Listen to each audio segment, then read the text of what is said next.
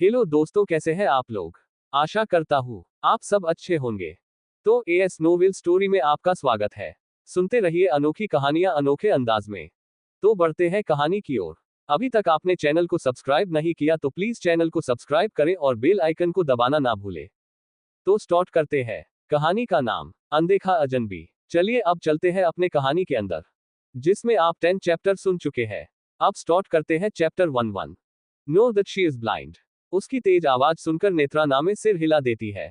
तो अक्ष कहता है, गुड। तो चले। एक मिनट, अभी तो आप जो चाहते थे वो हो गया, इसलिए सोना की जॉब उसे वापस दे दीजिए, नेत्रा सामने की ओर देखते हुए कहती है। ये सुनकर अक्ष नेत्रा के पास आकर उसके गाल पर किस करते हुए कहता है, उसकी जॉब उसे ऑलरेडी मिल चुकी है। अब आगे। अभी अक्ष नेत्रा का हाथ पकड़कर उसे फिर से ले जाने लगा तो वो फिर बोली, एक मिनट। इस बार अक्ष गुस्से में तेज आवाज में बोला, अब क्या है। उसकी इतनी तेज आवाज सुनकर नेत्रा डर गई और रोने लगी और रोते हुए बोली, वो हम हमारी दो दोस्त भी आई है, हम हमारे साथ साथ। ये सुनकर अक्ष सख्त आवाज में बोला, तो मैं क्या करूं। मैं बोल रही थी कि आपको हमें छोड़ने जाने की जरूरत नहीं है, हम उसके साथ चले जाएंगे, नेत्रा डरते हुए बोली। वही ये सुनकर अक्ष ने गुस्से में उसे उसकी कमर को कसकर पकड़ लिया और उसकी कमर को दबाते हुए बोला, क्या तुम्हें मेरी बात समझ नहीं आई कि मैं क्या बोल रहा हूं, या अपनी बहन की जिंदगी गंवाना चाहती हो। अक्ष की धमकी सुनकर नेत्रा के आंसू तेजी से बहने लगे, फिर वो अपने आंसुओं को साफ करते हुए सिर झुकाकर बोली, नहीं सोना को कुछ मत करना, हम चल रहे हैं आपके साथ। अभी अक्ष ने बिना समय गवाए उसका हाथ पकड़ लिया और उसे अपने साथ ले जाने लगा। वो उसे लेकर बाहर आया तो काफी सारे गार्ड्स ने उसे घेर लिया और वो नेत्रा को अपने साथ लेकर आगे बढ़ने लगा। ये देखकर मानसी हैरान रह गई। वो चिल्लाने लगी, अरे कहाँ लेकर जा रहे हो, नेत्रा को रुको। इतना बोलकर वो उसके पीछे जाने लगी थी कि तभी किसी ने उसका हाथ पकड़ लिया। ये महसूस होते ही मानसी ने घूमकर देखा तो ये राहुल था।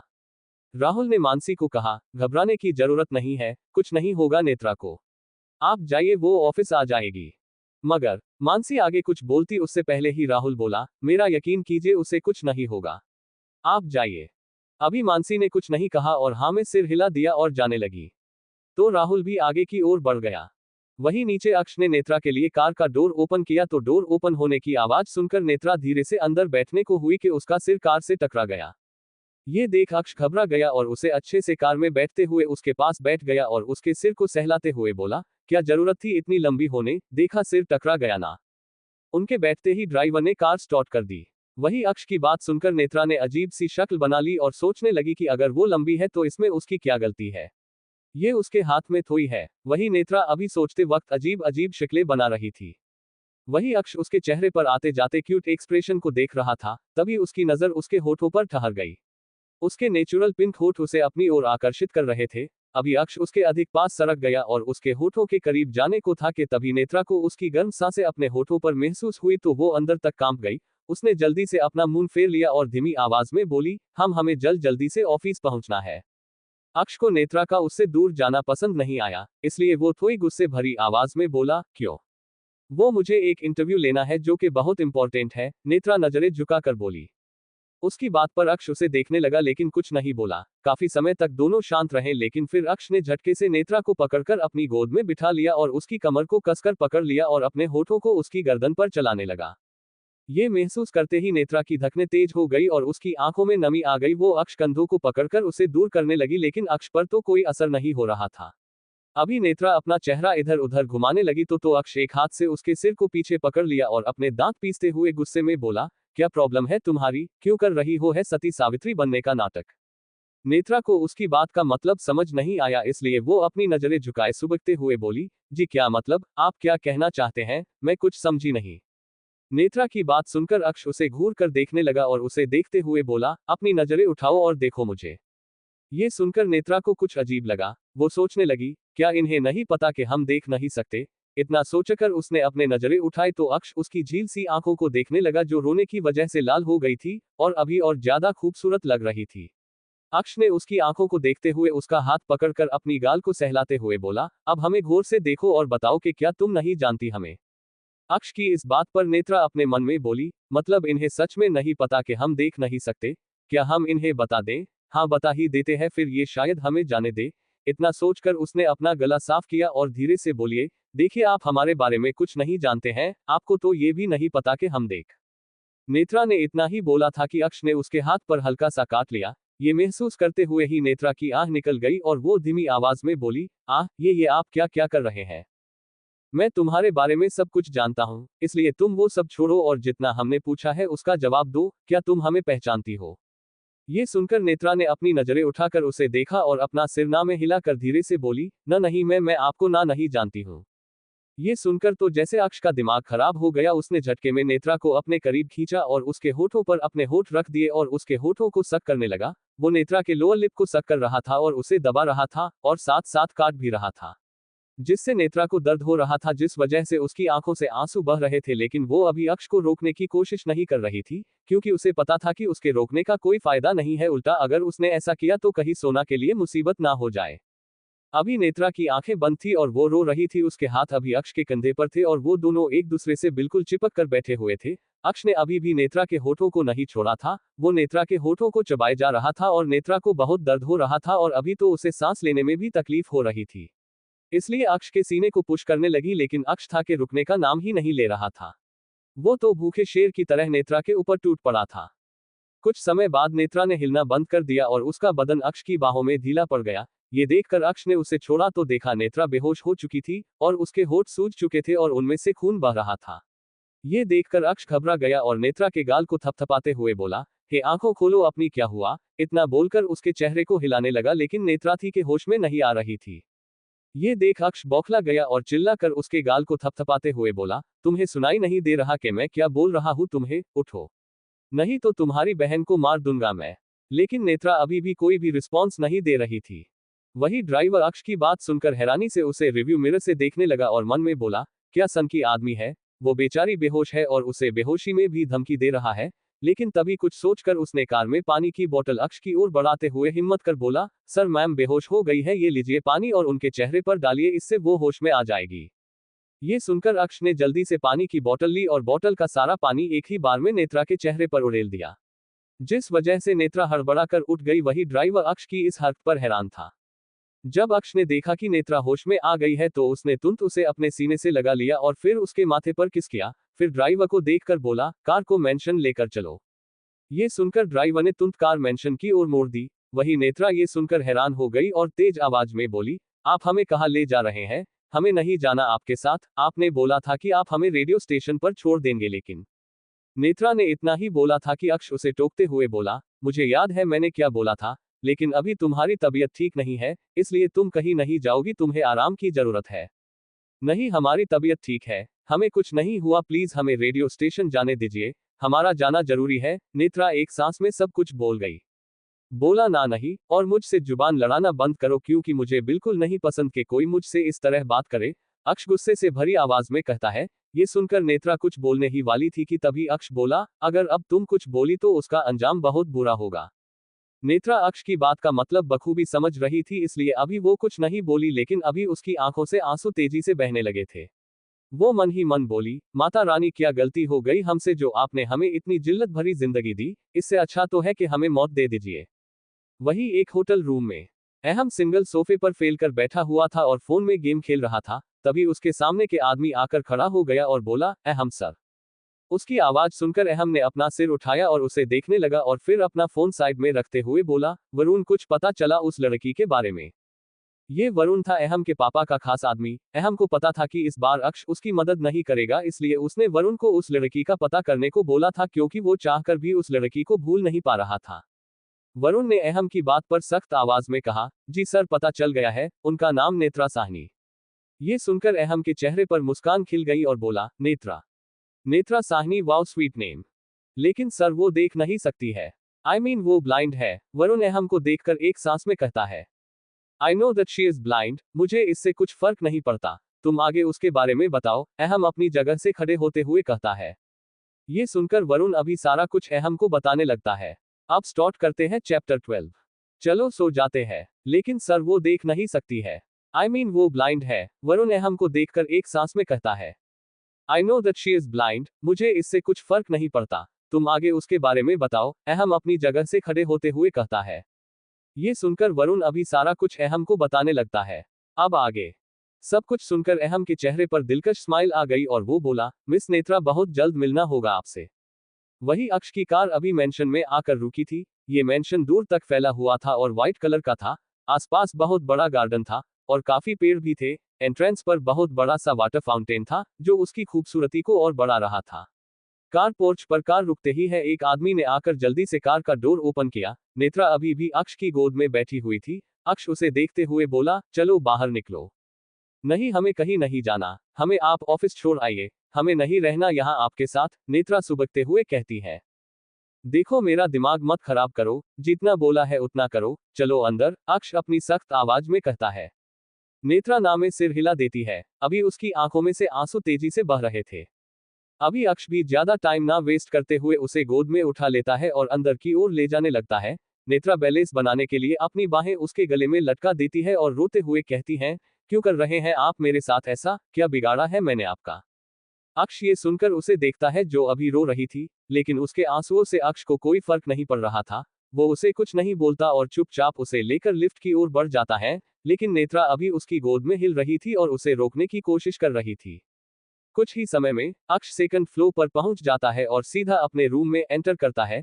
ये बहुत लग्जरियस रूम था और काफी बड़ा था। ये बोलना गलत नहीं होगा कि नेत्रा के घर से कई गुना बड़ा तो ये कमरा था। रूम में एंटर करते ही अक्ष नेत्रा को अपने किंग साइज बेड पर बैठा देता है। नेत्रा उसके छोड़ते ही बेड से टेक लगाकर खुद में सिमटकर बैठ जाती है और रोने लगती है। उसका बदन अभी कांप रहा था। अक्ष उसके सामने बैठा हुआ उसे ही देख रहा था। वो रोते समय भी बहुत खूबसूरत लग रही थी। रोने की वजह से उसके गाल, उसके होठ, उसकी आंखें सब लाल हो गए थे जो उसकी खूबसूरती को और चार चांद लगा रहे थे। उसके बालों की लट उसके गालों को छू रही थी। अक्ष अभी उसे उसके कंधों से पकड़कर अपने सीने से लगा लेता है और उसके बालों को सहलाते हुए कहता है, क्यों रो रही हो। नेत्रा कुछ नहीं कहती, बस उसके सीने में सिर छुपा कर रोए जा रही थी। तभी उसे अक्ष की कड़क आवाज सुनाई देती है, कुछ पूछ रहा हूं मैं। उसकी इतनी दमदार आवाज सुनकर नेत्रा और कांपने लगती है और कांपते हुए रोनी सी आवाज में कहती है, वो मुझे आज जरूरी इंटरव्यू लेना था, जो मैं अभी नहीं ले पाऊंगी। मैं बोलकर आई थी कि 2 घंटे में वापस आ जाऊंगी, लेकिन अभी मैं यहाँ हूँ। इतना बोलकर और रोने लगती है और कहती है, पता नहीं अभी कल क्या होगा। अभी अक्ष उसे अपनी बाहों में अधिक भर लेता है और उसके बालों पर किसकर सख्त आवाज में कहता है, कुछ नहीं होगा। और चिंता मत करो, आज कोई इंटरव्यू नहीं होगा, मैं सब संभाल लूंगा। लेकिन अभी तुम ये रोना बंद करो, क्योंकि मुझे चिढ़ हो रही है तुम्हारे रोने से। अक्ष के ऐसे बोलने पर नेत्रा रोना बंद कर देती है, लेकिन वो अभी भी सुबक रही है। वो अभी भी वैसे ही अक्ष के गले लगी हुई थी। वो उससे दूर होना चाहती थी लेकिन नहीं हो रही थी, क्योंकि उसे डर था कि कहीं उसके ऐसा करने पर अक्ष नाराज हो गया तो। लेकिन फिर वो कुछ सोचकर खुद से मन में कहती है, कितनी जोर से पकड़ रखा है इन्होंने हमें, ऐसे तो हमारा दम घुट जाएगा। इतना सोचकर वो खुद को उससे दूर हटने के लिए हिलजुल करने लगती है। तभी उसे अक्ष की रौबदार आवाज सुनाई देती है। वो गुस्से में कहता है, क्या है, हिल क्यों रही हो। वो मुंह, मुझे नींद आ रही है। नेत्रा उसकी तेज आवाज सुनकर डर जाती है। उसे कुछ समझ नहीं आता तो वो ये बोल देती है। ये सुनकर अक्ष की पकड़ उस पर ढीली पड़ जाती है और वो उसे अजीब नजरों से देखने लगता है। तो उसकी नजरें अभी झुकी हुई थी और अजीब अजीब सी शक्ल बनाकर कुछ सोच रही थी। अक्ष उसे देखता है और कहता है, हम चलो सो जाते हैं। अक्ष की इतना बोलने की देर थी कि नेत्रा की धकने थम जाती है और वो लगभग चिल्लाते हुए कहती हैं, क्या, हाँ तुम्हें ही नींद आ रही थी ना, तो चलो सो जाते हैं। अक्ष साफ स्पष्ट लहजे में कहता है और खड़ा हो अपना कोट उतार देता है और फिर शूज भी उतार देता है। लेकिन आप मेरे साथ, मेरा मतलब, आप कैसे। नेत्रा को समझ नहीं आ रहा था कि वो क्या बोले। तभी अक्ष एक रिमोट से सारी लाइट्स और कर्टन बंद कर देता है और नेत्रा को पकड़कर लेट जाता है। अक्ष नेत्रा को खुद से चिपकाते हुए कहता है, ज्यादा दिमाग मत चलाओ, बस सो रहा हूं, तुम्हारे साथ कुछ और नहीं करने वाला। लेकिन अगर तुम्हें नींद नहीं आ रही है तो उसके बारे में सोचा जा सकता है। ये सुनते ही नेत्रा घबरा जाती है और तुरंत आवाज की दूसरी दिशा में करवट बदल कर कहती है, नहीं मुंह, मुझे तो बहुत नींद आ रही है, और तुरंत अपनी आंखें बंद कर लेती है। अक्ष उसे देखने लगता है और उसकी इस हरकत पर ना चाहते हुए भी ना के मात्र मुस्कुरा देता है और उसकी कमर को पकड़कर उसे खुद से चिपका लेता है और उसके बालों अपना चेहरा छुपा लेता है और अभी अपनी गर्म सांसें उस पर छोड़ रहा था और अपने नाक से उसके गले को सहला रहा था और उसके हाथ लगातार उसकी कमर पर चल रहे थे, जिस वजह से नेत्रा अंदर तक सहर गई थी और खुद में ही सिमट रही थी। नेत्रा ने अभी आंखें और कसकर बंद कर ली थी। तभी उसे अक्ष की आवाज सुनाई देती है। वो उसकी कमर को सहलाते हुए कहता है, अगर चाहती हो कि मैं आगे ना बढ़ूं तो अपना चेहरा मेरी ओर करो। ये सुनकर नेत्रा अपनी आंखें और कसकर बंद कर लेती है। वो ऐसे दिखाने की कोशिश कर रही थी कि जैसे वो सो गई है। वही अक्ष अभी उसके कान के पास जाकर कहता है, I know that you pretend to sleep. इतना बोलकर उसके कान पर किस करता है तो नेत्रा कांपने लगती है, लेकिन उसकी तरफ नहीं मुड़ती। तो अक्ष उसे देखते हुए सर्द आवाज में कहता है, मैं आखिरी बार बोल रहा हूं, अपना चेहरा मेरी तरफ घुमाओ। लेकिन नेत्रा की हिम्मत ही नहीं हो रही थी ऐसा करने की, इसलिए अभी अक्ष बिना वक्त गवाए अपने हाथ उसकी कमर से ऊपर की ओर ले जाने लगता है। ये महसूस करते ही नेत्रा तुरंत अपनी आंखें खोलती है और उसके हाथ पकड़ लेती है और धीमी आवाज में कहती है, ये क्या क्या कर रहे हैं आप? अभी तो मैंने कुछ किया ही नहीं है। इतना बोलकर अपना हाथ छुड़वाकर फिर से उसके बदन पर हरकत करने लगता है तो नेत्रा अभी बिना देरी किए उसकी ओर पलट जाती है और मासूम सी शक्ल बनाकर कहती है, अब तो रुक जाइए। उसका चेहरा देखकर लग रहा था कि वो अब रो देगी, अब रो देगी। पहले मुझे हग करो, अक्ष शांत आवाज में कहता है। ये सुनकर नेत्रा को बहुत गुस्सा आ रहा था, लेकिन वो अभी फंस चुकी थी और क्या ही कर सकती थी, मरता क्या ना करता। इसलिए उसने अक्ष के इर्द गिर्द अपनी बाहें कस दी और अपनी आंखें बंद कर ली। लेकिन नेत्रा ने अभी भी उन दोनों के बीच दूरी बना रखी थी, जिसे अक्ष ने उसे खुद से चिपकाकर पूरा कर दिया। अभी नेत्रा और अक्ष का बदन आपस में टकरा रहे थे और दोनों एक दूसरे की सांसें साफ साफ महसूस कर रहे थे। नेत्रा का दिल अभी इतनी जोर से धड़क रहा था कि अक्ष को भी उसकी आवाज सुनाई दे रही थी। अक्ष सीधा लेट जाता है और नेत्रा का सिर अपने सीने पर रखकर उसके बालों को सहलाने लगता है और उसे देखते हुए कहता है, सो जाओ। नेत्रा हाँ में सिर हिला देती है और अपनी आंखें बंद कर लेती है। लेकिन फिर वो खुद से सोचते हुए कहती है, मैं तो आज नहीं जा पाऊंगी तो क्या निखिल को बोल दूं, वो इंटरव्यू ले लेगा। हाँ, इन्हें कहती हूँ कि मुझे निखिल को कॉल लगा कर दे। ये सोचकर नेत्रा अभी अपना चेहरा उठाकर प्यारी सी आवाज में कहती है, सुनिए। नेत्रा के मुंह से सुनिए सुनकर अक्ष के चेहरे पर छोटी सी स्माइल खिल जाती है, लेकिन वो जल्दी ही अपनी कठोर लुक मेंटेन कर लेता है और अपनी आंखें बंद कर लेता है। अक्ष का कोई जवाब ना मिलते देख नेत्रा एक बार फिर कहती है, सुनिए। लेकिन अक्ष कोई जवाब नहीं देता तो नेत्रा वापस से उसके सीने पर सिर रखकर कहती है, लगता है सो गए हैं। कोई नहीं, जब उठेंगे तब बात कर लूंगी इनसे, लेकिन तब तक बहुत देर हो जाएगी। हे माता रानी, क्या करूं मैं? आप भी ना चुन चुन कर मेरी लाइफ में प्रॉब्लम भेजती हो, और अब अगर प्रॉब्लम भेजी ही है तो सॉल्यूशन भी भेजो ना। अक्ष चुपचाप लेटा हुआ उसकी बातें सुन रहा था। इतना बोलकर वो अक्ष से खुद को छुड़वाने की कोशिश करती है, लेकिन वो था कि उसे छोड़ने का नाम ही नहीं ले रहा था। ये देखकर नेत्रा रोते हुए कहती है, कितनी जोर से पकड़ रखा है, ऐसे तो मेरी कमर टूट जाएगी और एक नया खर्चा बढ़ जाएगा। इतना बोलकर फिर से धीरे से खुद को उससे छुड़वाने की कोशिश करती है। अभी अक्ष एक झटके में उसके ऊपर आ जाता है और उसके सीने पर अपना सिर रखकर अपनी आंखें बंद कर लेता है। अभी नेत्रा उसके नीचे छुप चुकी थी। वो उसे दूर करने की कोशिश करने लगती है, लेकिन वो था कि टस से मस नहीं हो रहा था। नेत्रा उसे देखते हुए कहती है, सुनिए, मेरे ऊपर से हटिए नहीं तो मेरा पापड़ बन जाएगा। ये सुनकर अक्ष उसे अपनी शांत आंखों से देखता है और कहता है, तुम अपना ये हिलना डुलना बंद कर रही हो या फिर मैं? अक्ष अपनी बात अधूरी छोड़ देता है तो नेत्रा आंखें बंद कर कहती है, सॉरी, आप सो जाइए। अक्ष उसे नजर भर के उसे देखता है और अपना सिर उसके सीने पर रख देता है, फिर उसके हाथों को पकड़कर अपने बालों में रखते हुए कहता है, मेरे सिर को सहलाओ। जी। नेत्रा उसकी बात पर हैरानी से कहती है, क्या जी? जो बोला है वो करो, अक्ष गुस्से में कहता है। तो नेत्रा भी हाँ में सिर हिलाकर उसके बालों को सहलाने लगती है। उसकी मुलायम सी उंगलियां अभी अक्ष के बालों में घूम रही थी, जिससे अक्ष को बहुत अच्छा फील हो रहा था। इसलिए उसे पता ही नहीं चलता कि कब वो नींद के आगोश में चला जाता है और वही नेत्रा अपनी ही सोच में घूम थी। ऐसे ही सोचते सोचते वो भी सो जाती है। वही दूसरी तरफ सोना को पता चल गया था कि उसको जॉब से नहीं निकाला गया है, वो मेल बस एक मिसअंडरस्टैंडिंग थी। ये जानते ही वो बहुत खुश हो गई थी और नेत्रा को बताना चाहती थी, लेकिन नेत्रा ने उसका कॉल पिक नहीं किया क्योंकि वो तो अपना फोन ऑफिस में छोड़ गई थी। तो फिर कुछ सोचकर सोना ने उसे मैसेज सेंड कर दिया था और खुद ऑफिस के लिए निकल गई थी। वो ऑफिस आकर सीधा अपने केबिन में जाती है और अपने काम में लग जाती है। इस इंसिडेंट के बाद उसे एहसास हुआ था कि उसका काम उसके लिए क्या है। वो काम कर ही रही थी कि तभी केबिन का डोर ओपन होता है और कोई अंदर आता है। किसी के आने की आहट सुनकर सोना अपनी नजरें उठाकर सामने देखती है तो उसकी आंखें हैरानी से बड़ी हो जाती है और वो घबराते हुए कहती हैं, आप यहाँ। अब स्टार्ट करते हैं चैप्टर 13, पैनिक अटैक। वो ऑफिस आकर सीधा अपने केबिन में जाती है और अपने काम में लग जाती है। इस इंसिडेंट के बाद उसे एहसास हुआ था कि उसका काम उसके लिए क्या है। वो काम कर ही रही थी कि तभी केबिन का डोर ओपन होता है और कोई अंदर आता है। किसी के आने की आहट सुनकर सोना अपनी नजरें उठाकर सामने देखती है तो उसकी आंखें हैरानी से बड़ी हो जाती है और वो घबराते हुए कहती हैं, आप यहाँ।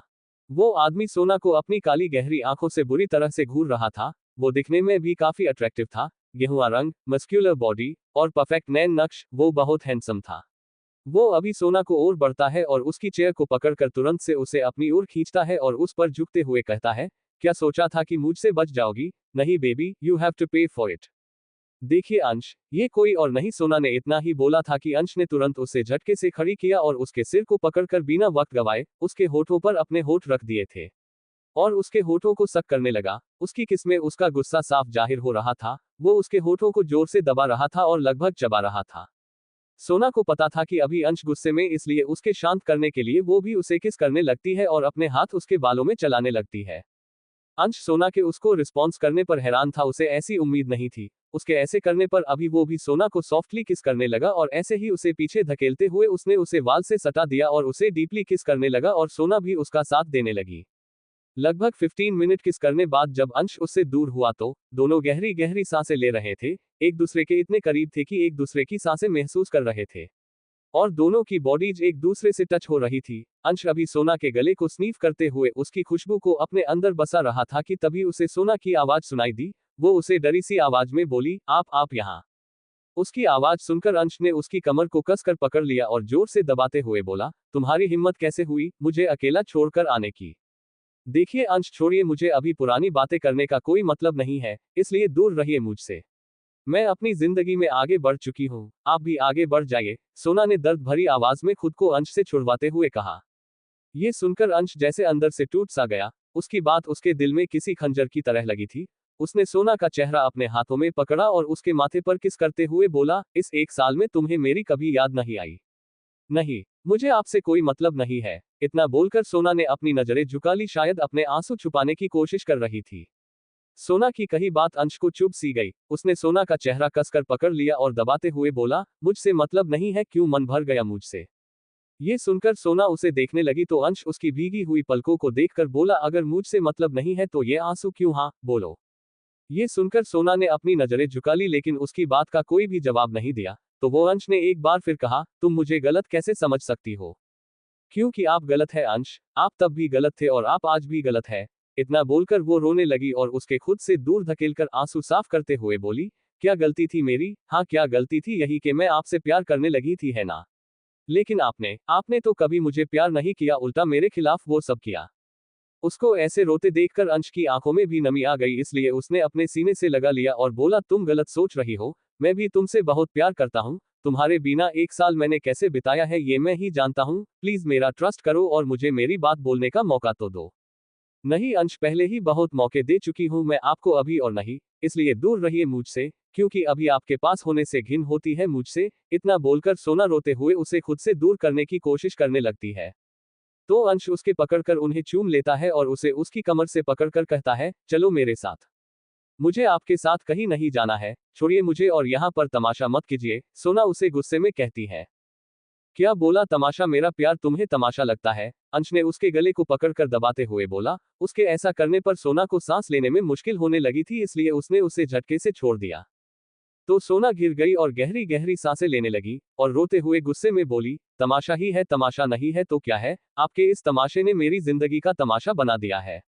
ये सुनकर तो जैसे अंश का दिमाग घूम गया। उसने गुस्से में सोना को उठाया और उसके हाथ को मरोड़कर उसकी पीठ पर लगाते हुए उसके चेहरे पर झुकते हुए बोला, अगर एक बार और कुछ उल्टा सीधा बोला ना तो मुझे भी नहीं पता कि मैं क्या करूंगा। सोना को अभी बहुत दर्द हो रहा था, एयर उसकी आंखों से आंसू बह रहे थे, लेकिन वो फिर भी अपने दर्द को सहन करते हुए बोली, छोड़िए मुझे और चले जाइए यहाँ से। चला जाऊंगा। अगर आज शाम को तुम विला पर आओगी तो। अंश उसका हाथ छोड़कर उसकी कमर को पकड़ते हुए कहता है। मैं कहीं नहीं आने वाली, सोना गुस्से के साथ बोली।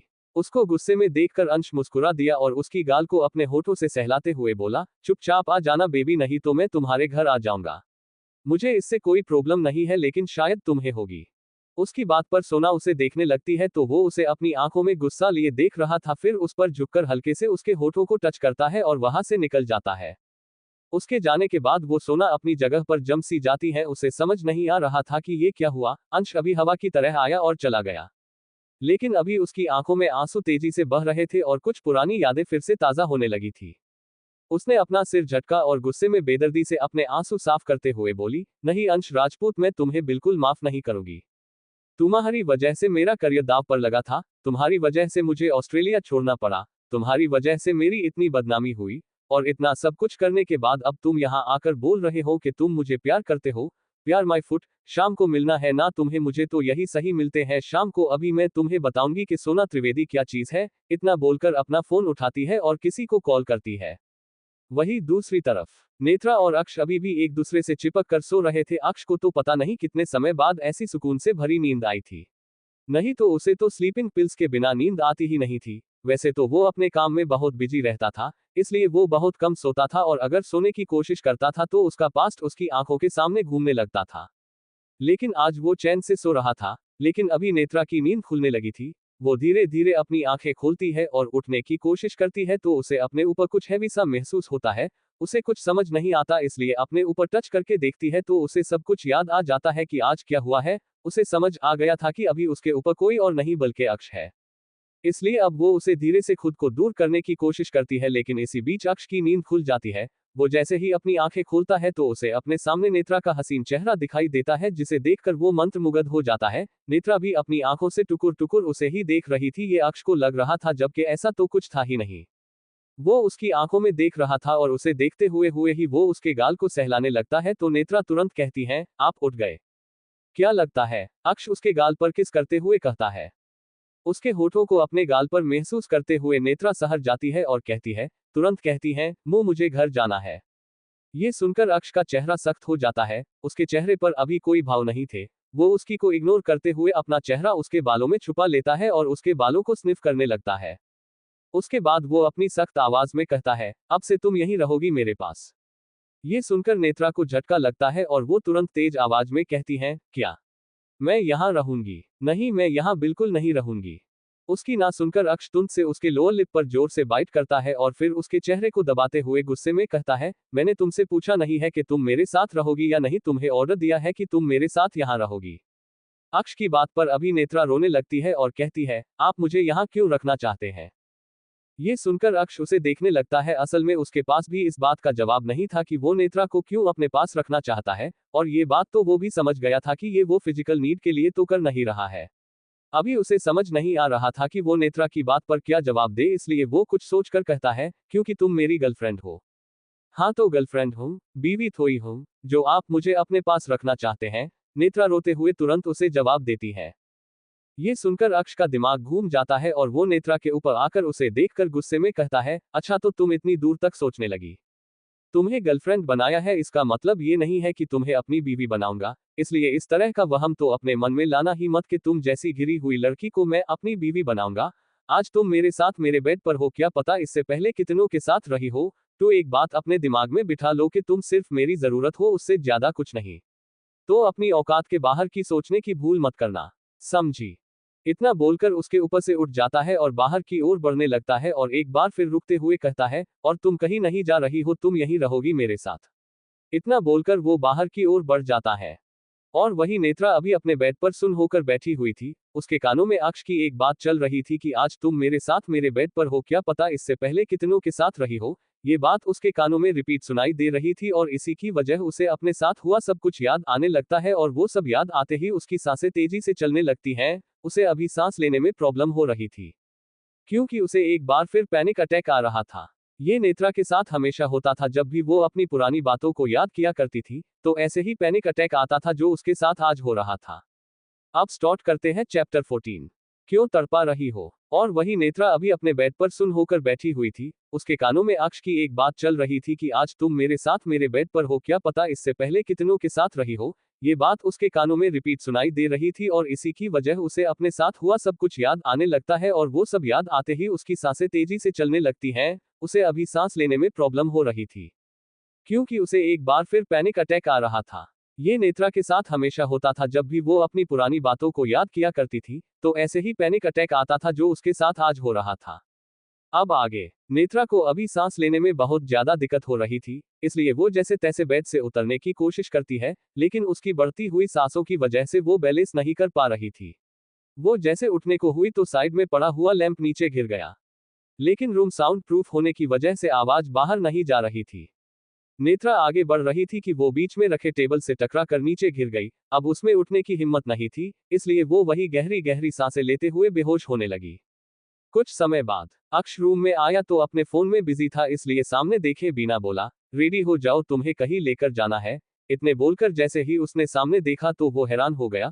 उसके हाथ से फोन छूटकर नीचे गिर गया और वो जल्दी से नेत्रा के पास गया और उसके चेहरे को पकड़ उसके गालों को थपथपाते हुए बोला, हे उठो, व्हाट हैपन। लेकिन नेत्रा कोई रिस्पॉन्स नहीं दे रही थी।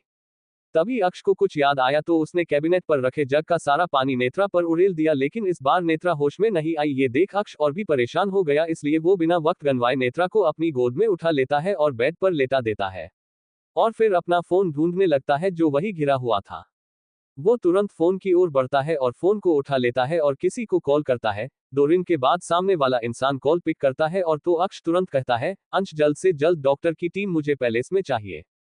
क्या हुआ अक्ष, तू ठीक है? अंश घबराते हुए कहता है। जितना बोला है वो कर। इतना बोलकर वो कॉल कट कर देता है। तो अगले ही 5 मिनट में डॉक्टर की पूरी टीम वहां आ जाती है। अक्ष के कहने पर राहुल उन्हें अंदर उसके रूम में लेकर आता है तो वो जैसे ही अंदर एंटर करते हैं तो सामने का नजारा देखकर एक पल के लिए डर जाते हैं। अक्ष नेत्रा के लेफ्ट साइड सोफे पर हाथ में पिस्टल पकड़कर बैठा हुआ था और एकटक नेत्रा को देखे जा रहा था। उसके चेहरे के एक्सप्रेशन बिल्कुल डार्क थे। वो अभी किसी मौत के देवता से कम नहीं लग रहा है। ये देखकर अभी किसी की भी हिम्मत नहीं हो रही थी अंदर जाने की। सब लोग वहीं से उल्टे पैर भाग जाना चाहते थे, लेकिन तभी उनके कानों में अक्ष की दिल दहला देने वाली आवाज गूंजती है। वो नेत्रा को देखते हुए कहता है, अगर इस लड़की को कुछ भी हुआ तो समझ लेना कि बहुत जी लिया तुम लोगों ने। ये सुनते ही सब तुरंत नेत्रा की ओर भागते हैं और उसे चेक करने लगते हैं। काफी समय उसका चेकअप करने के बाद वो लोग राहत की सांस लेते हैं और उन सब में से जो सीनियर डॉक्टर थे वो अक्ष को देखकर कहते हैं, सर किसी बात का ज्यादा स्ट्रेस लेने की वजह से इन्हें पैनिक अटैक आया था, इसलिए ये बेहोश हो गई थी, लेकिन डोंट वरी, इन्हें कुछ समय बाद होश आ जाएगा। उसकी बात पर अक्ष नेत्रा को देखने लगता है और फिर बस हाँ में सिर हिला देता है तो राहुल उन सबको वहां से जाने के लिए कहता है। राहुल के बोलने की देर थी कि सब लोग वहां से ऐसे गायब होते हैं जैसे गधे के सर से सिंग। अभी अक्ष अपने कोल्ड एक्सप्रेशन के साथ वहां बैठा बस नेत्रा को देख रहा था। उसको देखकर बिल्कुल भी पता नहीं चल रहा था कि वो क्या सोच रहा है। वही रेडियो स्टेशन में मानसी का अभी बुरा हाल हो रहा था क्योंकि नेत्रा वहां नहीं आई थी। उसे समझ नहीं आ रहा था कि वो क्या करे। वो उसकी प्रवाह करते हुए खुद से कहती है, पता नहीं वो ओखली से मून वाला नेत्रा को कहाँ लेकर गया है। इतना बोलकर अपनी चेयर पर बैठ जाती है और अपना चेहरा अपने हाथों में छुपाते हुए कहती है, सब मेरी गलती है, मुझे उसे वहां अकेली छोड़कर आना ही नहीं चाहिए था। इतना बोलकर उसकी आंखों से आंसू बहने लगते हैं। तभी उसका फोन रिंग करता है तो अपने आंसू साफ करती है और फोन देखती है तो किसी अननोन नंबर से उसे कॉल आ रहा था। कुछ सोचकर वो कॉल पिक कर लेती है और कहती है, hello hello Mansi, this is Rahul. आप नेत्रा की चिंता मत करना, वो ठीक है। वो बेहोश हो गई थी, इस वजह से बॉस उसे अपने साथ ले आए, लेकिन वो अभी ठीक है। राहुल एक सांस में सब कुछ बोल देता। राहुल की बात सुनकर मानसी का दिमाग खराब हो जाता है। वो गुस्से में कहती है, हाँ तो बेहोश तो होगी ही ना बेचारी। उसकी बहन को मारने की धमकी दोगे तो बेहोश नहीं होगी तो क्या डांस करेगी? तुम और तुम्हारा बॉस दोनों ही एक नंबर के वाहे और घटिया इंसान हो।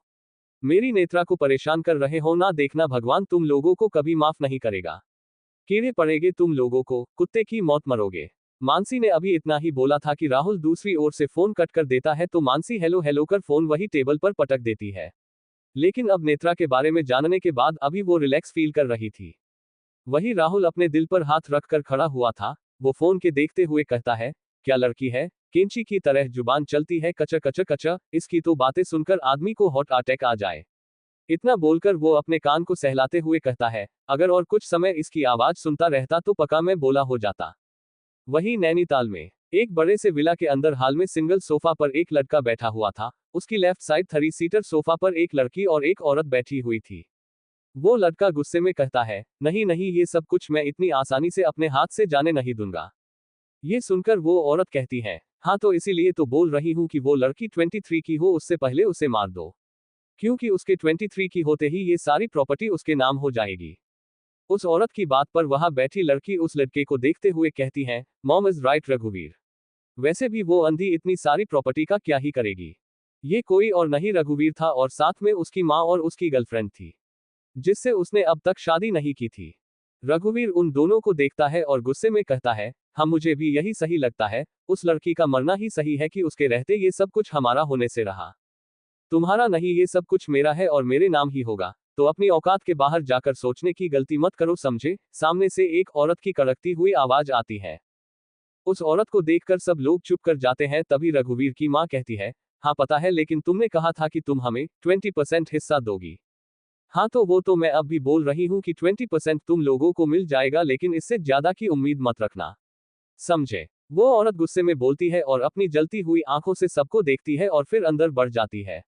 वही रघुवीर के दिमाग में तो अभी कुछ और ही चलने लगा था। वो अपनी माँ को देखते हुए कहता है, माँ मैं कल ही मुंबई जा रहा हूँ, बहुत समय बर्बाद कर दिया है हमने पहले ही, लेकिन अब और नहीं, अब तो बस फैसला होगा। उसकी बात पर उसकी माँ के चेहरे पर कुटिल मुस्कान आ जाती है और हाँ में सिर हिला देती है। वही अक्ष के रूम में, अक्ष अभी नेत्रा के पास बेड पर लेटा हुआ था और उसे देख रहा था। वो अभी बहुत मासूम लग रही थी, बेहोश होने की वजह से अभी उसका पप्पी फेस बना हुआ था और बहुत ही क्यूट लग रही थी।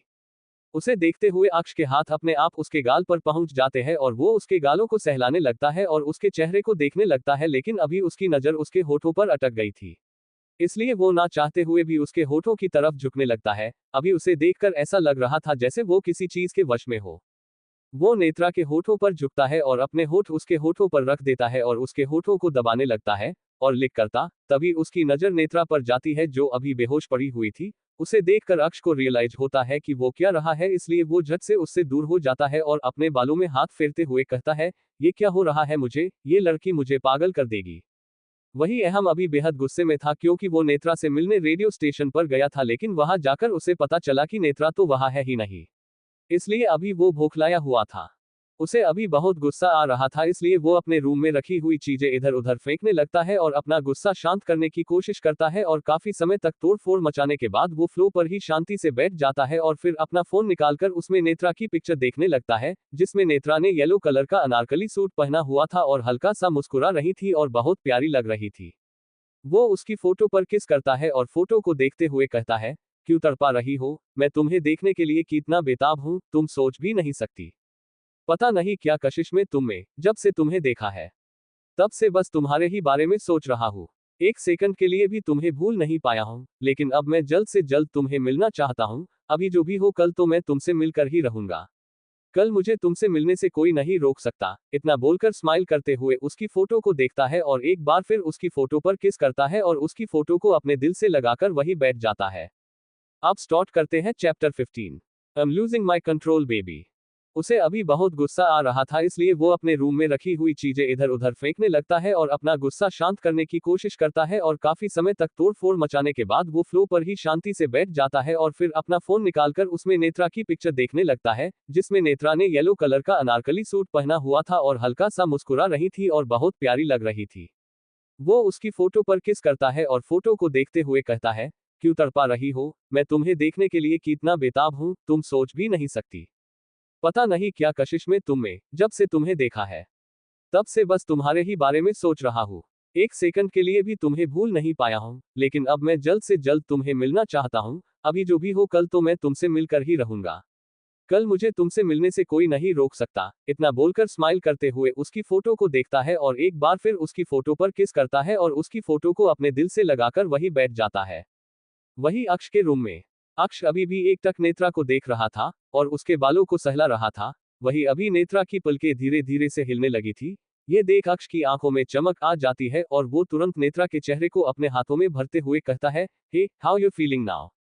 नेत्रा जिसने अभी आंखें ही खोली थी अक्ष की आवाज सुनकर घबरा जाती है और उसके हाथों को तुरंत दूर झटक देती है और रोते हुए जल्दी से फुर्ती दिखाते हुए कहती है, आप दूर दूर रहिए मुझसे, आप बहुत बहुत बुरे हैं। ये सुनकर अक्ष का दिमाग खराब हो जाता है और वो नेत्रा के कंधे पकड़ गुस्से में कहता है, क्या बोला तुमने। नेत्रा रोते रोते खुद को उसकी पकड़ से छुड़वाने की कोशिश करते हुए कहती है, छोड़ छोड़ दीजिए मुझे, मुझे नहीं रहना आपके पास, मुझे घर जाना है। आपने कितना गलत बोला मेरे बारे में। मैं ऐसी ऐसी लड़की नहीं हूँ, नहीं हूँ मैं ऐसी लड़की। सब यही बोलते हैं, नैनीताल में सब यही बोलते हैं। सबने मुझे गलत समझा, दादी ने भी मुझे गलत समझा और मुझे घर से निकाल दिया। मुझे बदजात, चरित्रहीन, मनहूस भी बोला। आपने भी मुंह मुझे कितना गलत बोला। इतना बोलकर नेत्रा फफक कर रोने लगती है। Shut up, just shut up, क्या बकवास किए जा रही हो, अक्ष गुस्से में उसके कंधों को हिलाते हुए कहती है।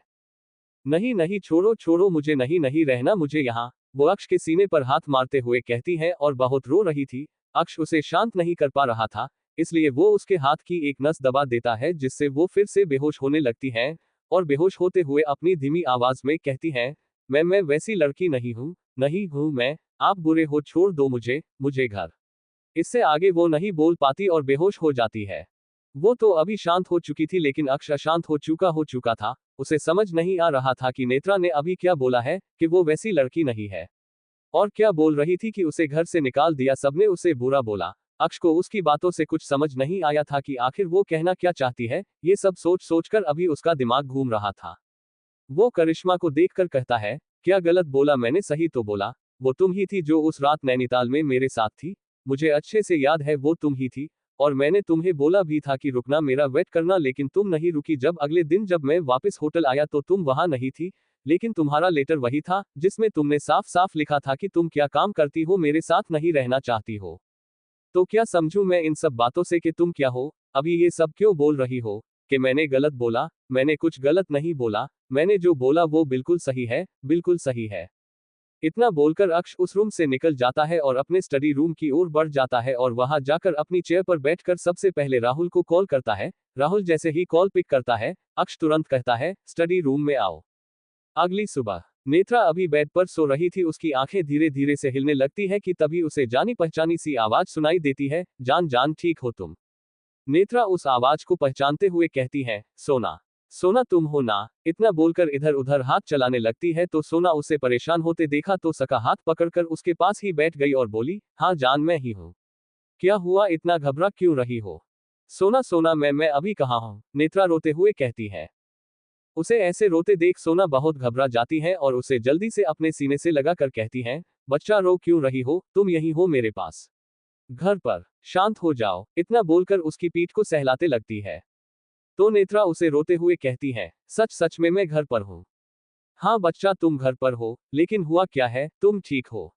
देखो नेत्रा मुझे अभी बहुत टेंशन हो रही है बच्चा, प्लीज बताओ क्या हुआ है? सोना उसकी पीठ को सहलाते हुए भरी आवाज में कहती है। वो उसे रोते हुए नहीं देख पा रही थी। सोना मुझे यहाँ कौन लेकर आया था? नेत्रा अपने आंसू साफ करते हुए कहती है।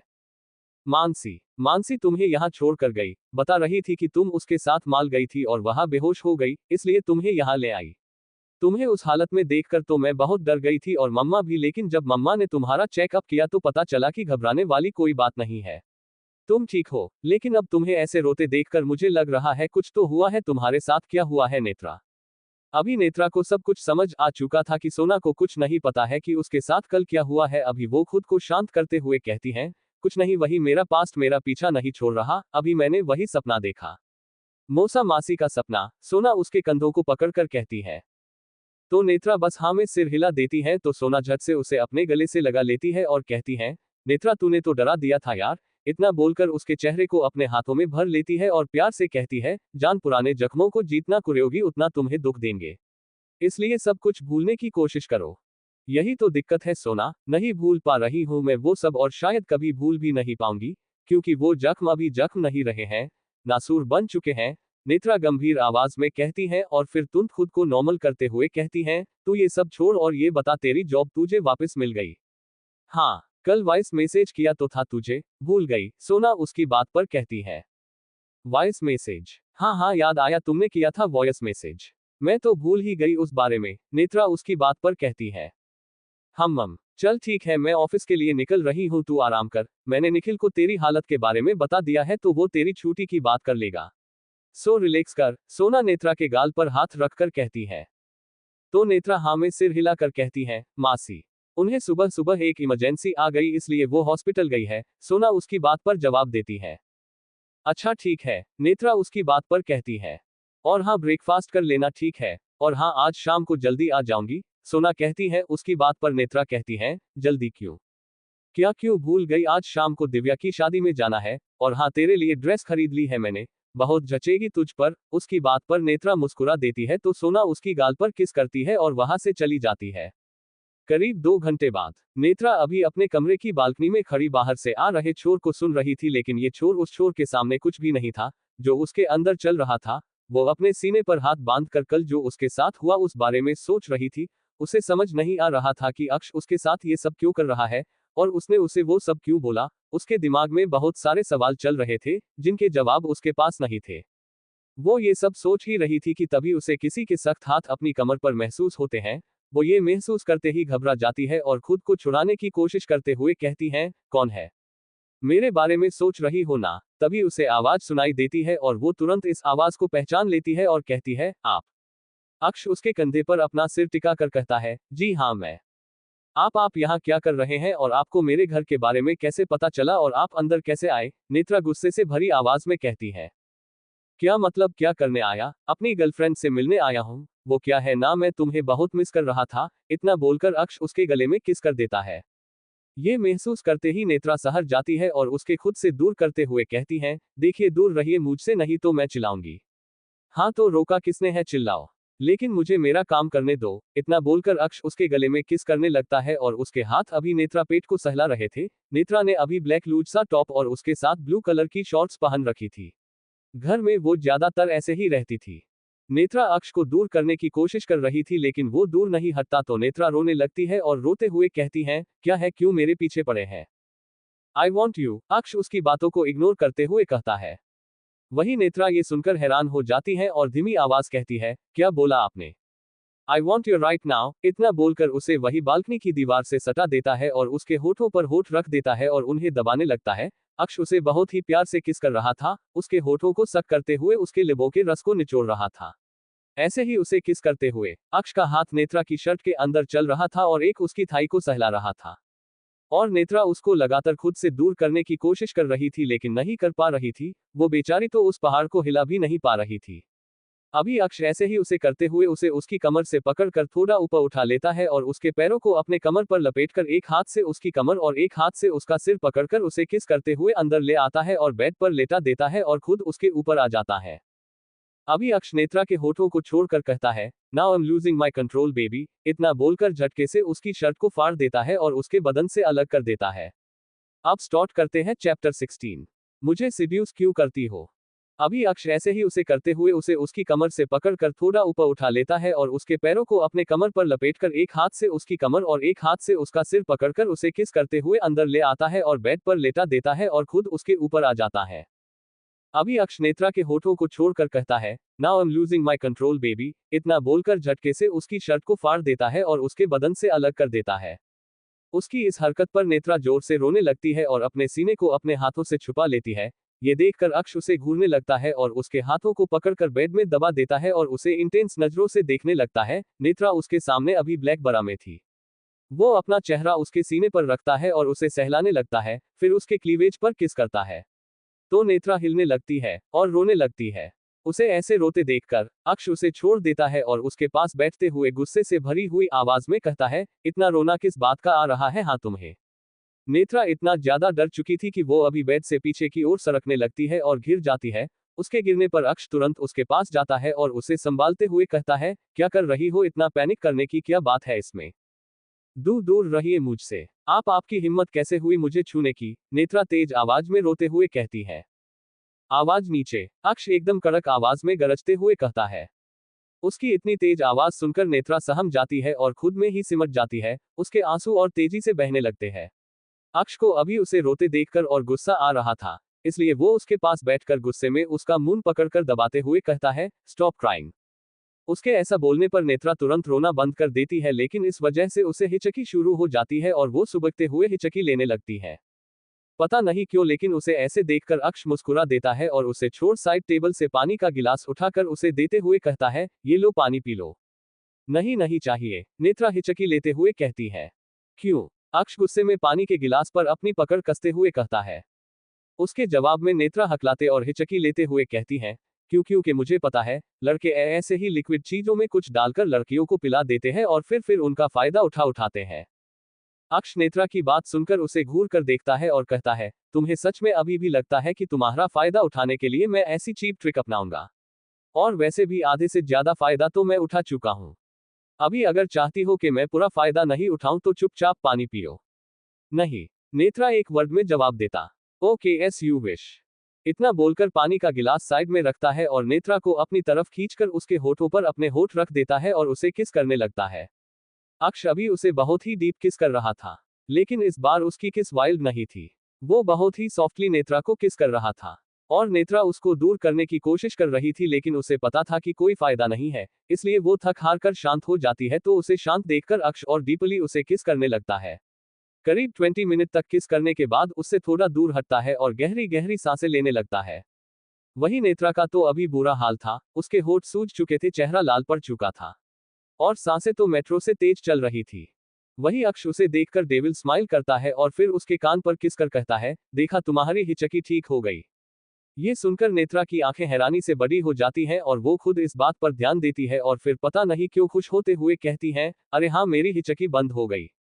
वही अक्ष तो उसको ऐसे मुस्कुराते हुए देख रहा था। कितनी प्यारी मुस्कान थी नेत्रा की, जो उसकी खूबसूरती को और बढ़ा रही थी।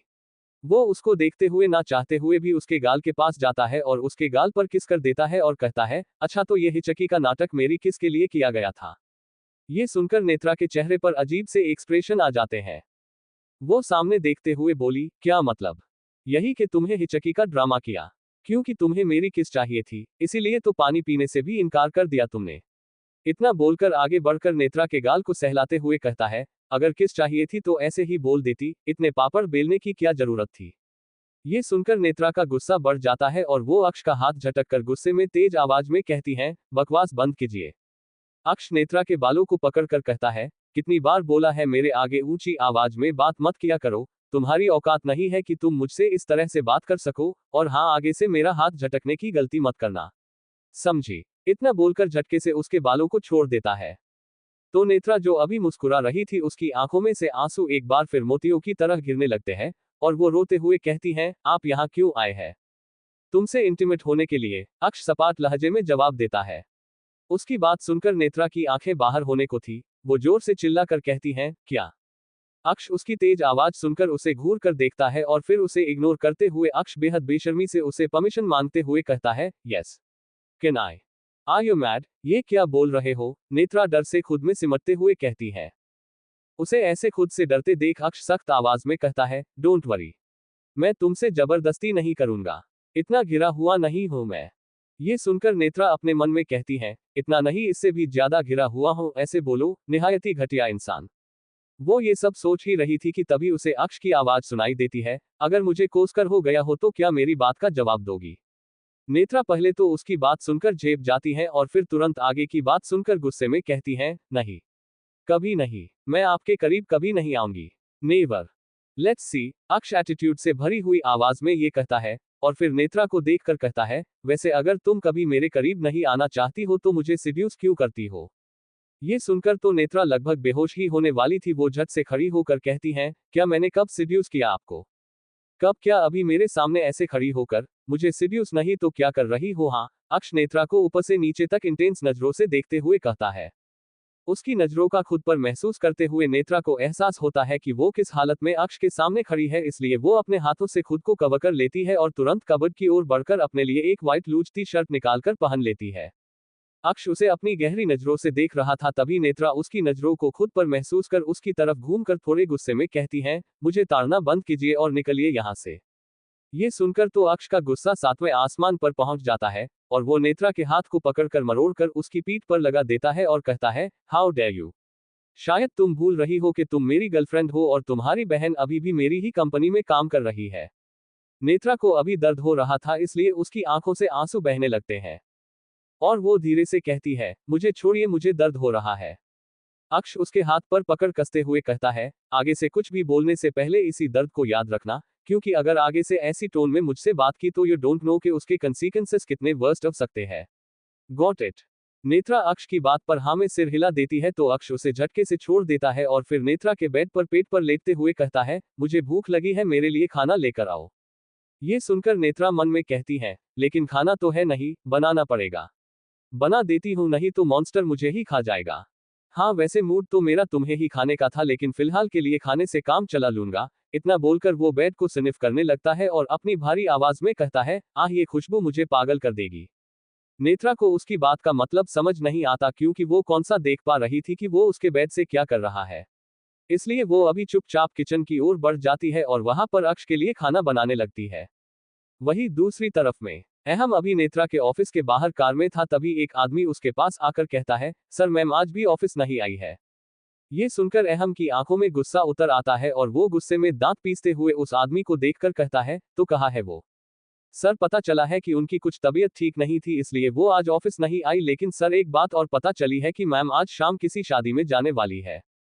ये सुनकर अहम उस आदमी को देखता है और उसके चेहरे पर मुस्कान छा जाती है और वो कहता है, अच्छा ठीक है, पता करो किसकी शादी में जाने वाली है। मुझे सारी डिटेल्स चाहिए। वो आदमी हाँ में सिर हिला देता है और चला जाता है। अहम कार स्टार्ट कर ड्राइव करते हुए कहता है, आज शाम को तुमसे मिलना होगा बेबी।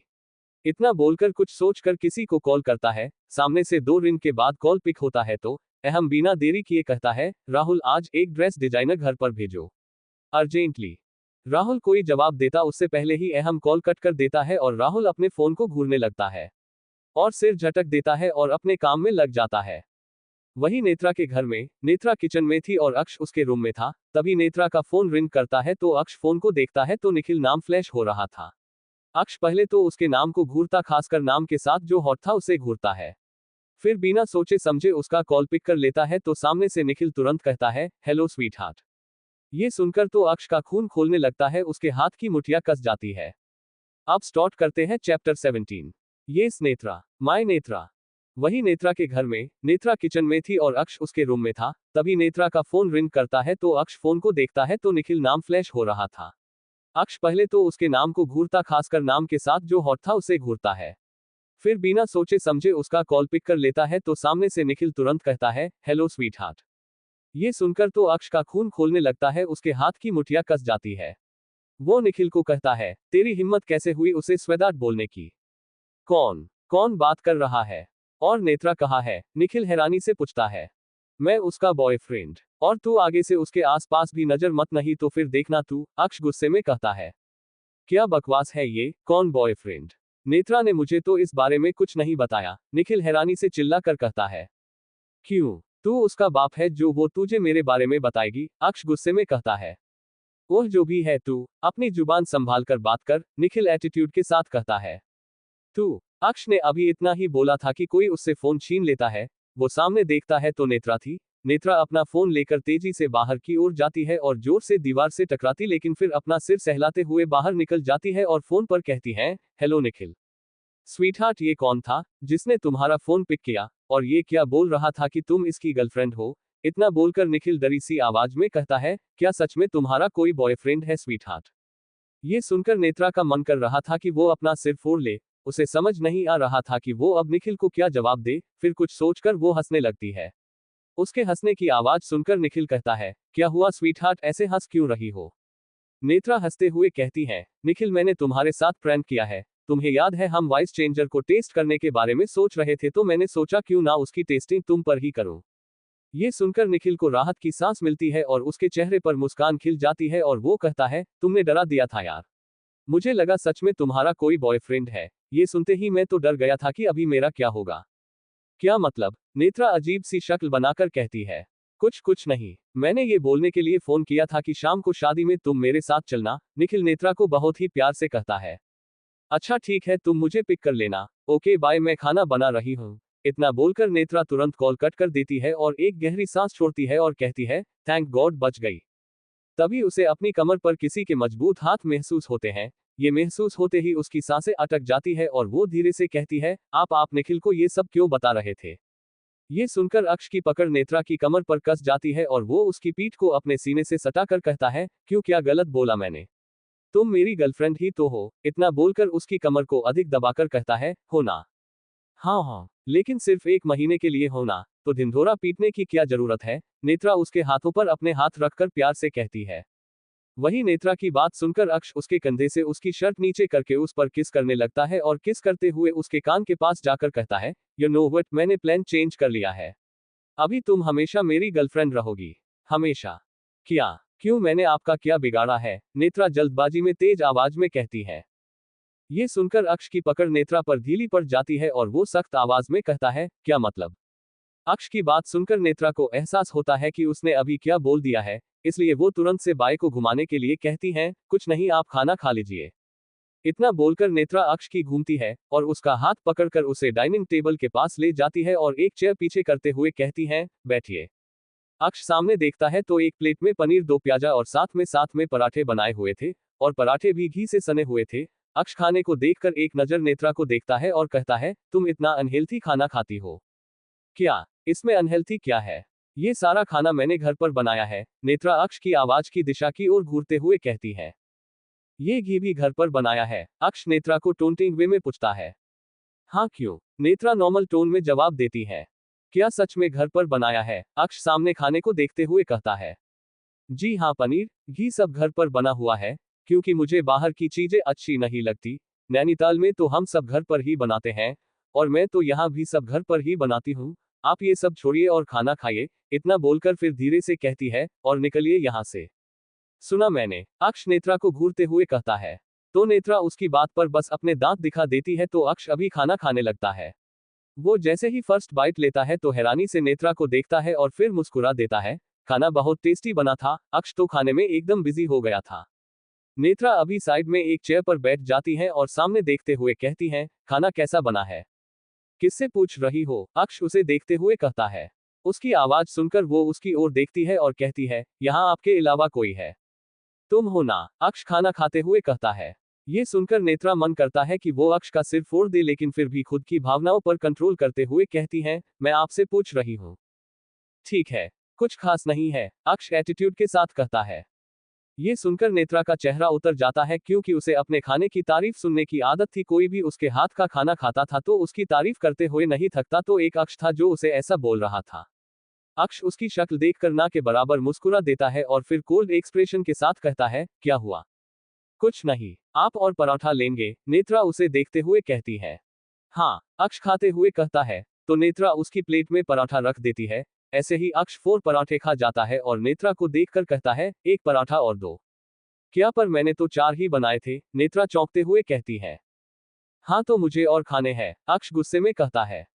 नेत्रा उसकी बात पर चिढ़ते हुए कहती है, ठीक है बनाती हूँ। इतना बोलकर अपनी जगह से मुंह बनाकर उठ जाती है और किचन में चली जाती है और पराठे बनाने लगती है और गुस्से में कहती है, महाराज को और पराठे खाने हैं। अभी तो इसे खाना ठीक लगा, अगर अच्छा लगता तो पता नहीं ये क्या करता, शायद हमारा राशन खत्म करके जाता, बकासुर कहीं का। वही अक्ष किचन के बाहर खड़ा ये सुन रहा था और हल्का सा मुस्कुरा रहा था। पता नहीं उसे नेत्रा को परेशान होता देखकर बहुत मजा आ रहा था। नेत्रा एक पराठा बनाकर बाहर की ओर बढ़ने को होती है कि तभी अक्ष अपनी जगह पर जाकर बैठ जाता है। तो नेत्रा उसके सामने एक प्लेट रख देती है जिसमें पराठा था। अक्ष जल्दी से पराठा उठाता है और नेत्रा को खींचकर अपनी गोद में बिठा लेता है। तो नेत्रा हैरानी से कहती है, ये क्या हरकत है? अक्ष उसकी बात को इग्नोर करते हुए एक बाइट बनाता है और नेत्रा के मुंह के पास लेकर जाता है। तो नेत्रा को खाने की स्मेल महसूस होती है, इसलिए वो कहती है, मुझे नहीं खाना, चुपचाप खाओ। अक्ष उसे तेज आवाज में कहता है। उसकी तेज आवाज सुनकर नेत्रा सहम जाती है और बाइट मुंह में लेती ही है कि अक्ष तुरंत उसके लिप्स पर किस करता है और आधी बाइट खुद खा जाता है। ये महसूस कर ही नेत्रा की आंखें हैरानी से बड़ी हो जाती है। वो तो अभी मूर्ति बन चुकी थी, उसकी धड़कनें मेट्रो बन गई थी। तभी अक्ष उसे कहता है, उस निखिल से तुम दूर रहोगी, समझी? क्यों? वो मेरा फ्रेंड है, मैं उससे क्यों दूर रहूं? नेत्रा अपनी सेंस में वापस आकर सपाट लहजे में कहती है। ये सुनकर अक्ष नेत्रा के कंधे पर बाइट करता है और कहता है, और मैं तुम्हारा बॉयफ्रेंड हूं, तो जो मैं बोलूंगा तुम वो करोगी, इसे आज के बाद नहीं बुलाओगी। ये सुनकर नेत्रा का चेहरा लटक जाता है और वो धीमी आवाज में मासूम सी शक्ल बनाकर कहती है, मेरे वैसे ही 2 ही दोस्त है बस, निखिल और मानसी। आप मुझे उनसे भी बात करने से मना कर रहे हैं, प्लीज ऐसा मत कीजिए।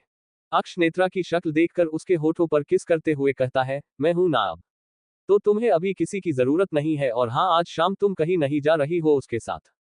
चुपचाप सोना के साथ जाना जिस भी शादी में जाना है, और अगर तुम उस निखिल के आस पास भी दिखी तो वो निखिल गया।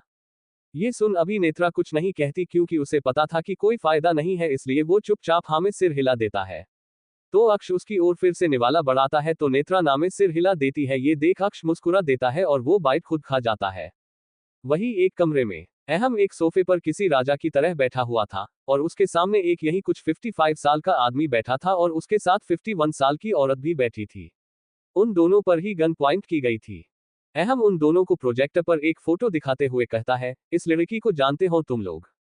वो दोनों उस फोटो को देखते हैं और फिर एक दूसरे को देखकर एक साथ कहते हैं, नेत्रा।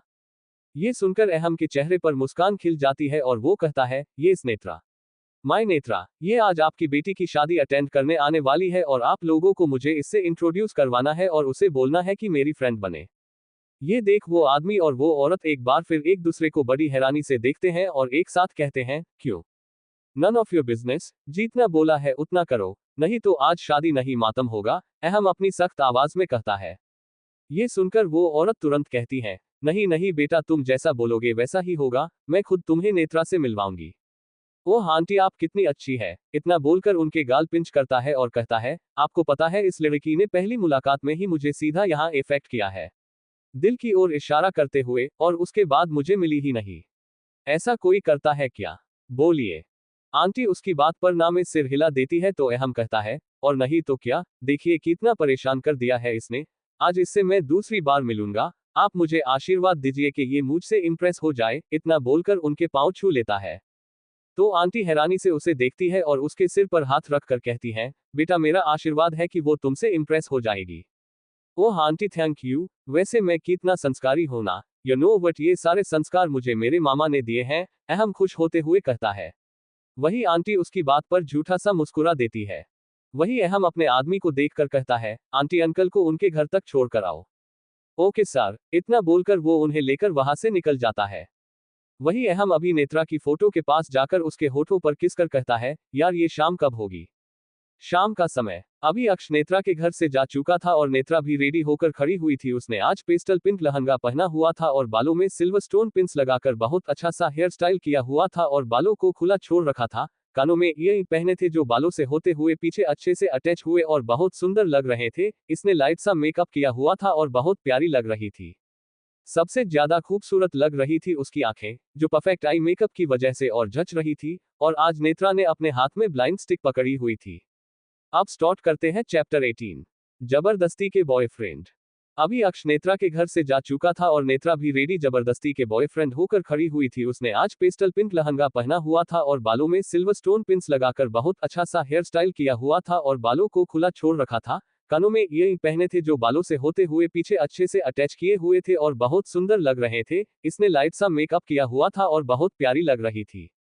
सबसे ज्यादा खूबसूरत लग रही थी उसकी आंखें, जो परफेक्ट आई मेकअप की वजह से और जच रही थी। और आज नेत्रा ने अपने हाथ में ब्लाइंड स्टिक पकड़ी हुई थी। अब आगे, नेत्रा अभी हाल में खड़ी हुई थी और वही सोना अभी भी अपने रूम से बाहर नहीं निकली थी क्योंकि उसने पहले नेत्रा को रेडी कर दिया था और अब खुद रेडी हो रही थी। और नेत्रा भी बाहर हाल में बैठी उसका चुपचाप वेट कर रही थी। तभी डोर बेल बजती है तो नेत्रा एक बार के डर जाती है कि कहीं अक्ष ना हो, लेकिन फिर भी वो हिम्मत कर उठती है और जाकर डोर ओपन कर देती है। नेतू यार क्या लग रही है तू, मानसी लगभग चिल्लाते हुए कहती है। उसकी आवाज सुनकर नेत्रा मुस्कुरा देती है और कहती है, तू आजा, अंदर आजा। हाँ हाँ, इतना बोलकर वो अंदर आ जाती है और दरवाजा बंद करने होती है कि तभी वो निखिल को देखती है जो अपनी मुंह खोलकर सामने नेत्रा को देखे जा रहा था। ये देख मानसी गुस्से में कहती है, मुंह बंद करो, ऐसे हल्के कुत्ते की तरह नेतू को क्या देख रहे हो? उसकी बात पर निखिल उसे खा जाने वाली नजरों से देखता है और कहता है, बकवास बंद करो अपनी। उसकी आवाज सुनकर नेत्रा स्माइल करते हुए कहती है, निखिल तुम भी हो? हाँ, मैंने तुम्हें बोला तो था कि हम साथ चलेंगे। निखिल उसे ऊपर से नीचे तक स्कैन करते हुए कहता है। ये सुनते ही नेत्रा को अक्ष की बातें याद आ जाती है और वो तुरंत कहती है, वो हाँ, लेकिन मैं तो सोना के साथ जाने वाली हूँ। हाँ तो सोना भी हमारे साथ चलेगी। डोंट वरी, निखिल नेत्रा के करीब आते हुए कहता है और फिर उसका हाथ पकड़कर कहता है, वैसे तुम बहुत सुंदर लग रही हो। ये सुनकर नेत्रा मुस्कुरा देती है तो मानसी उसके पास आकर उसका हाथ झटक कर कहती है, ये बात तुम बिना हाथ पकड़े भी बोल सकते थे ना। Are you lesbian? Nikhil Mansi को घूरते हुए कहता है। वॉट? मानसी चिल्लाकर कहती है। हाँ, क्योंकि जैसे तुम मुझे नेत्रा के पास देखकर चिढ़ती हो, मुझे तो ऐसा ही लगता है तुम लेस्बियन हो। निखिल उसे गुस्से में घूरते हुए कहता है। निखिल ये तुम क्या बोल रहे हो? नेत्रा निखिल की बात पर हैरानी से कहती है। नहीं स्वीटहार्ट, मैं तुम्हारी बात नहीं कर रहा, मुझे तो इस मानसी पर शक है। इतना बोलकर मानसी को आग उगलती आंखों से देखता है। कुछ ज्यादा नहीं बोल रहे हो तुम? अभी एक शब्द और बोला ना तो तुम्हारी जुबान का चूरमा बना दूंगी, मानसी उसे घूरते हुए कहती है। अच्छा तू हाथ तो लगा, निखिल उसे घूरते हुए कहता है। रुक, तू तो बेटा आज पीट कर ही मानेगा। इतना बोलकर उसकी ओर बढ़ती है कि पहले नेत्रा थोड़े गुस्से में कहती है, चुप करो तुम दोनों। कैसे लड़ रहे हो? ऐसे तो बच्चे भी नहीं लड़ते। नेतू मुझे मत बोल, इसे बोल, मानसी गुस्से में कहती है। मैं तुम दोनों को बोल रही हूँ, नेत्रा गुस्से में कहती है। ये सुनकर दोनों अभी गुस्से से एक दूसरे को घूरने लगते हैं तो नेत्रा कहती हैं, अभी एक दूसरे को घूरना बंद करो और तुम दोनों जाओ यहाँ से, मैं और सोना आ जाएंगे। नहीं नहीं स्वीट हार्ट सॉरी, लेकिन तुम मेरे साथ ही चलोगी, निखिल फ्लो फ्लो में बोलता है। ये सुनकर मानसी उसे फिर घूरने लगती है तो निखिल को एहसास होता है कि उसने क्या बोल दिया है, इसलिए वो कहता है, मेरा मतलब तुम और सोना दोनों मेरे साथ चलोगी। और मैं। मानसी उसे घूरते हुए कहती है, तुम देख लो कोई ऑटो, निखिल उसे एटीट्यूड के साथ कहता है। तुझे तो मैं। मानसी गुस्से में उसकी ओर बढ़ती उससे पहले नेत्रा कहती है, निखिल क्यों परेशान कर रहे हो उसे? मैं। ये मुझे परेशान कर रही है। निखिल मानसी को देखते हुए कहती है। हेलो एवरीवन, नेत्रा कुछ बोलती तभी सबको सोना की आवाज सुनाई देती है। उसकी आवाज सुनकर मानसी और निखिल उसकी ओर देखते हैं तो मानसी उसे देखकर कहती है, तू तो बड़ी हॉट लग रही है। उसकी बात पर सोना मुस्कुरा देती है, वो सच में बड़ी हॉट लग रही थी। उसने रेड कलर का फिश कट गाउन पहना था और बालों का मेसी बन बना रखा था, जिससे उसकी बैकलेस ड्रेस से उसकी पीठ अच्छे से शो हो रही थी और वो इस समय बहुत बोल्ड लुक में थी। सोना अभी निखिल और मानसी को देखकर कहती है, अरे वाह तुम दोनों तो मेड फॉर ईच अदर लग रहे हो। क्या? नेत्रा सोना की बात पर कहती है। हाँ जान, दोनों ने ब्लैक कलर पहना हुआ है, निखिल ने ब्लैक कलर का कुर्ता पजामा और मानसी ने ब्लैक कलर का लहंगा। सोना उन दोनों को देखकर कहती है। ये सुनकर नेत्रा मुस्कुराकर कहती है, वाह ये तो बहुत अच्छी बात है। निखिल को नेत्रा का ये बोलना बिल्कुल अच्छा नहीं लगता, इसलिए वो गुस्से में मानसी को देखता है और फिर सोना को देखकर कहता है, चले। हाँ तुम लोग चलो, मैं और नेत्रा आते हैं हमारी कार में। सोना निखिल को देखते हुए कहती है। क्यों साथ में चलते हैं ना? निखिल सोना की बात पर कहता है तो सोना कहती है, ठीक है चलो। वही ये सुनकर नेत्रा की हालत खराब हो जाती है क्योंकि उसे अक्ष का डर सताने लगा था कि अगर उसने नेत्रा को निखिल के साथ देख लिया तो पता नहीं वो नेत्रा का क्या हाल करेगा। इसलिए वो कुछ सोचकर कहती है, मानसी चल नीचे चलते हैं। तो मानसी उसके पास आकर उसका हाथ पकड़ लेती है और कहती है, चल। नेत्रा उसके साथ चली जाती है। निखिल भी उसके पीछे जाने को होता है कि सोना उसे रोकते हुए कहती है, एक मिनट रुको प्लीज, मुझे घर लॉक करने दो। क्यों? आंटी कहाँ है? निखिल नेत्रा को देखते हुए सोना को पूछता है। वो हॉस्पिटल में है, एक इमरजेंसी है, सोना जवाब देती है। हम निखिल जवाब देता है। प्यार करते हो नेत्रा से? सोना निखिल को पूछती है। तो निखिल भी बेख्याली में बोल देता है, हाँ बहुत। ये सुनकर सोना मुस्कुरा देती है तो निखिल को एहसास होता है कि वो क्या बोल गया है, इसलिए वो सोना को देखकर कहता है, क्या बोला तुमने? मुझे सुनाई नहीं दिया। तुम्हें सही से सुनाई भी दिया और तुमने जवाब भी सही दिया है। सोना मुस्कुरा कहती है और आगे लिफ्ट की ओर बढ़ते हुए कहती है, उसे अपने दिल की बात बता दो, बाकी मुझे तो तुम ऐसे जीजू पसंद हो। निखिल सोना की बात पर मुस्कुरा देता है और उसके पीछे पीछे चल पड़ता है। कुछ समय बाद अब कार में थे, मानसी और नेत्रा पीछे बैठी थी और निखिल और सोना आगे। निखिल चाहता तो ये था कि नेत्रा उसके पास बैठे, लेकिन वो पहले ही पीछे बैठ गई थी तो फिर निखिल भी क्या ही बोलता। अभी वो कार स्टार्ट कर वहां से निकल जाता है। वही कोई उन पर लगातार नजर रख रहा था। वो किसी को कॉल करता है और कहता है, बॉस मैम शादी के लिए निकल गई है। हम किसके साथ गई है? ये कोई और नहीं अक्ष था। बॉस काफी लोग थे, 2 लड़कियां थी और एक लड़का था, मैंने आपको पिक्चर भेजी है, वो आदमी कहता है। हम इतना बोलकर अक्ष कॉल कट कर देता है और पिक देखता है और उसके हाथों की नसें उबर आती है। वो गुस्से में कहता है, मैंने तुम्हें बोला था कि इस निखिल से दूर रहना, लेकिन तुम नहीं मानी। अभी देखो मैं इसका क्या हाल करता हूँ। इतना बोलकर वो पिक्चर को गुस्से में घूरने लगता है। वही नेत्रा और सब कुछ ही समय में शादी में पहुंच जाते हैं। वो सभी अंदर एंटर होते हैं और सबसे पहले अपनी फ्रेंड दिव्या से मिलते हैं जिसकी शादी थी। सभी लोग नेत्रा को ही देख रहे थे, सबकी नजरें उससे हट ही नहीं रही थी क्योंकि नेत्रा की स्टिक अभी मानसी के हैंडबैग में थी। सब दिव्या को बेस्ट विशेष देकर स्टेज से नीचे आते हैं तो सोना नेत्रा को कहती है, जान तू तो शादी की सेंटर ऑफ अट्रैक्शन बन गई है, सब तुझे ही देख रहे हैं। ये सुनकर नेत्रा फीका सा मुस्कुरा देती है और मानसी को कहती है, मानसी मेरी स्टिक देना। मानसी उसे उसकी स्टिक दे देती है तो नेत्रा उसे ओपन कर पकड़ लेती है और फिर सोना से कहती है, अब भी देख रहे हैं।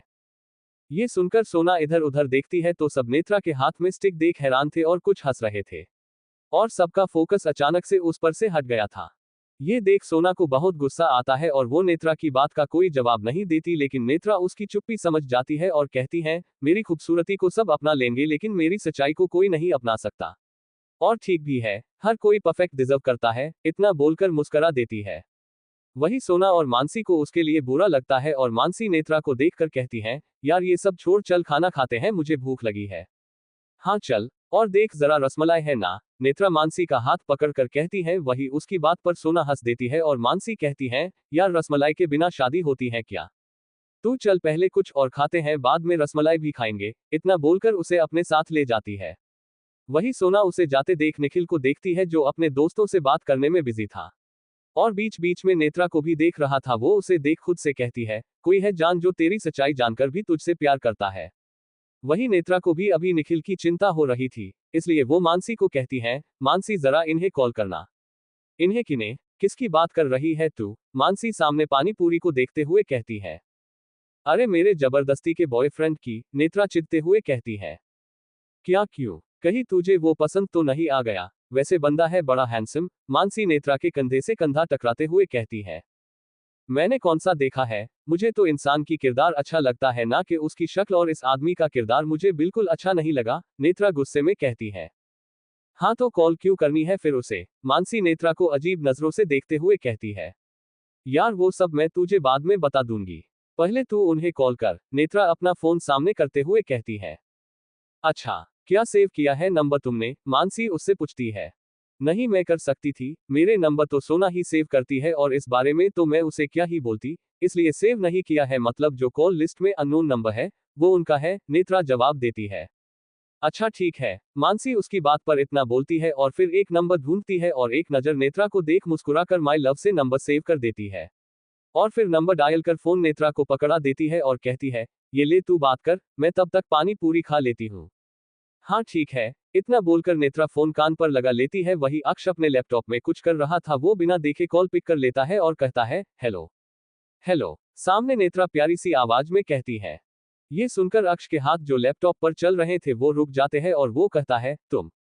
हाँ मैं। मुझे आपसे कुछ कहना था, नेत्रा धीमी आवाज में कहती है। हाँ कहो। अक्ष चेयर से टेक लगाकर बैठते हुए कहता है। वो आपने मुझे मना किया था ना निखिल के साथ जाने के लिए, लेकिन मैं फिर भी आ गई, नेत्रा रोनी सी आवाज में कहता है। उसे ऐसे बोलते देख अक्ष ना चाहते हुए भी मुस्कुरा देता है और फिर कठोर आवाज में कहता है, ये तो बहुत गलत किया तुमने, इसकी सजा मिलेगी अब उस निखिल को। नहीं नहीं, प्लीज ऐसा कुछ मत कीजिएगा, इसमें निखिल की गलती नहीं है, नेत्रा धीरे से कहती है। तो किसकी गलती है तुम्हारी? अक्ष सख्त आवाज में कहता है। नहीं मेरी भी गलती नहीं है, हालात की गलती है, आप हालत को सजा दे देना, नेत्रा मासूमियत से कहती है। मैं मजाक के मूड में नहीं हूँ, अक्ष मुस्कुराते हुए कहता है। हाँ वो तो पता है आप हमेशा सडू मूड में होते हो, नेत्रा फोन दूर कर खुद से बड़बड़ाती है और फिर फोन कान पर लगाकर कहती है। वो उसने इतना ही बोला था कि अक्ष कहता है, सुना मैंने जो तुमने बोला। ये सुनकर नेत्रा की सांस अटक जाती है और वो कहती है, सॉरी। फिर कुछ समय रुक कर कहती है, वो सोना भी निखिल के साथ ही आने वाली थी, इसलिए मुझे भी उसके साथ ही आना पड़ा, लेकिन मैं उसके पास नहीं, बैक सीट पर बैठी थी मानसी के साथ। आप प्लीज किसी को कुछ मत करना, मैं तुम्हें वीडियो कॉल कर रहा हूँ, पिक करो। अक्ष उसकी बातों को इग्नोर कर इतना बोलकर कॉल कट कर देता है तो नेत्रा खुद से कहती है, अजीब आदमी है। तभी एक बार फिर उसका फोन रिंग करता है तो नेत्रा ध्यान से कॉल पिक करती है और फोन अपने चेहरे के सामने करती है तो अक्ष जैसे ही उसे देखता है तो देखता ही रह जाता है। वो खासकर उसकी आंखों को देख रहा था जो क्या कमाल लग रही थी। अब स्टार्ट करते हैं चैप्टर 19। किस की बात कर रहे थे? ये सुनकर नेत्रा की सांस अटक जाती है और वो कहती है, सॉरी। फिर कुछ समय रुक कर कहती है, वो सोना भी निखिल के साथ ही आने वाली थी, इसलिए मुझे भी उसके साथ ही आना पड़ा, लेकिन मैं उसके पास नहीं, बैक सीट पर बैठी थी मानसी के साथ। आप प्लीज किसी को कुछ मत करना, मैं तुम्हें वीडियो कॉल कर रहा हूँ, पिक करो। अक्ष उसकी बातों को इग्नोर कर इतना बोलकर कॉल कट कर देता है तो नेत्रा खुद से कहती है, अजीब आदमी है। तभी एक बार फिर उसका फोन रिंग करता है तो नेत्रा ध्यान से कॉल पिक करती है और फोन अपने चेहरे के सामने करती है तो अक्ष जैसे ही उसे देखता है तो देखता ही रह जाता है। वो खासकर उसकी आंखों को देख रहा था जो क्या कमाल लग रही थी। वो उसे देखने में बिजी हो गया था, इसलिए वो कुछ नहीं बोलता और बिना किसी एक्सप्रेशन के उसे देखे जा रहा था। वही नेत्रा को तो लग रहा था कि शायद उसने गलती से कॉल कट कर दिया है, इसलिए वो फोन को नीचे कर देती है कि तभी उसे अक्ष की आवाज सुनाई देती है, क्या कर रही हो? उसकी आवाज सुनते ही नेत्रा कहती है, वो सॉरी सॉरी, मुझे लगा शायद मुझसे कॉल कट हो गया है। क्या मतलब? अक्ष उसे अजीब नजरों से देखते हुए कहता है। क्या क्या मतलब? कुछ मतलब नहीं, नेत्रा आंखें मटकाते हुए कहती है। तभी अक्ष अपनी सख्त आवाज में कहता है, हाँ तो क्या बोल रही थी तुम? आपको बता तो दिया मैंने सब कुछ, नेत्रा नजरें झुकाकर कहती है। नजरें उठाकर बात करो। अक्ष को नेत्रा की आंखें देखना बहुत पसंद था, इसलिए जब भी वो नजरें झुका लेती थी तब उसे अच्छा नहीं लगता था। नेत्रा उसके बोलने पर नजरें उठा लेती है और कहती है, आप प्लीज निखिल या फिर किसी और को कुछ मत करना प्लीज। मैंने जानबूझकर कुछ नहीं किया। अच्छा ठीक है, मैं किसी को कुछ नहीं करूंगा, लेकिन इसका मुझे क्या मिलेगा? अक्ष नेत्रा को इंटेंस नजरों से देखते हुए कहता है। क्या मतलब? आपको पैसे चाहिए? अच्छा ठीक है, हमारे पास बैंक में कुछ सेविंग्स है, हम वो आपको दे देंगे। नेत्रा भोली सी शक्ल बनाकर कहती है। रियली? तुम्हें सच में लगता है कि मुझे पैसे चाहिए होंगे? तुम्हारे बहन जिस कंपनी में काम करती है मैं उसका मालिक हूँ, अक्ष कठोर आवाज में कहता है। अच्छा, तो क्या आपकी कंपनी घाटे में चल रही है जो आप मुझसे पैसे मांग रहे हैं? नेत्रा मासूम सी शक्ल बनाकर कहती है। ये सुनकर अक्ष उसे बुरी तरह से घूरने लगता है तो नेत्रा कहती है, आप चुप है, इसका मतलब सच में घाटे में चल रही है। लेकिन मैं आपकी ज्यादा मदद नहीं कर सकती, लेकिन मैं इस मंथ की सैलरी और सारी सेविंग्स आपको दे दूंगी। Shut up, just shut up, तुम्हें क्या लगता है तुम्हारी सैलरी से मेरी कंपनी चलती है? अक्ष गुस्से में इतना बोलता है और फिर कहता है, तुम ना एक नंबर की बेवकूफ हो, कोई बात नहीं समझती हो। हम बेवकूफ नहीं है, नेत्रा गुस्से में अपना चेहरा फूलाकर कहती है। नहीं तुम हो, तुम बेवकूफ हो, वो भी बहुत बड़ी वाली। बेवकूफों की सरदार, मुझे तो लगता है सारे बेवकूफ तुम्हारी देख रेख में ही तरक्की कर रहे हैं। अक्ष उसे गुस्सा करते हुए कहता है। हमने बोला ना हम बेवकूफ नहीं है। नेत्रा भी इस बार गुस्से में कहती है, उसका चेहरा गुस्से से लाल पड़ चुका था। तुम्हें बात समझ नहीं आती ना? कितनी बार एक ही बात बोलूं कि मुझे बिल्कुल पसंद नहीं है कोई मुझसे ऊंची आवाज में बात करे? अक्ष अपनी सर्द आवाज में कहता है। नेत्रा उसकी सर्द आवाज सुनकर डर जाती है और डरी सी आवाज में कहती है, सॉरी, लेकिन आपने ही बोला था कि आपको पैसे चाहिए। मैंने कब बोला कि मुझे पैसे चाहिए? अक्ष गुस्से में अपने दांत पीसते हुए कहता है। आपने ही बोला था ना कि आपको क्या मिलेगा मेरी बात मानने के बदले में? नेत्रा अक्ष की बात पर कहती है। वो तो मैं किसकी बात कर रहा था? अक्ष सपाट लहजे में कहता है। अच्छा, किसकी बात कर रहे थे? नेत्रा नॉर्मल टोन में कहती है। फिर जब उसे एहसास होता है कि उसने क्या सुना, फिर वो चिल्ला कर कहती है, क्या? किसकी बात कर रहे थे? हाँ, इसमें इतना रिएक्ट करने वाली क्या बात है? हम कौन सा फर्स्ट टाइम किस करने वाले हैं? अक्ष नॉर्मल टोन में कहता है। ये सुनकर नेत्रा भी शांत हो जाती है और खुद को मन में कहती है, सही तो बोल रहे हैं, कौन सा ये मुझे पहली बार किस कर रहे हैं?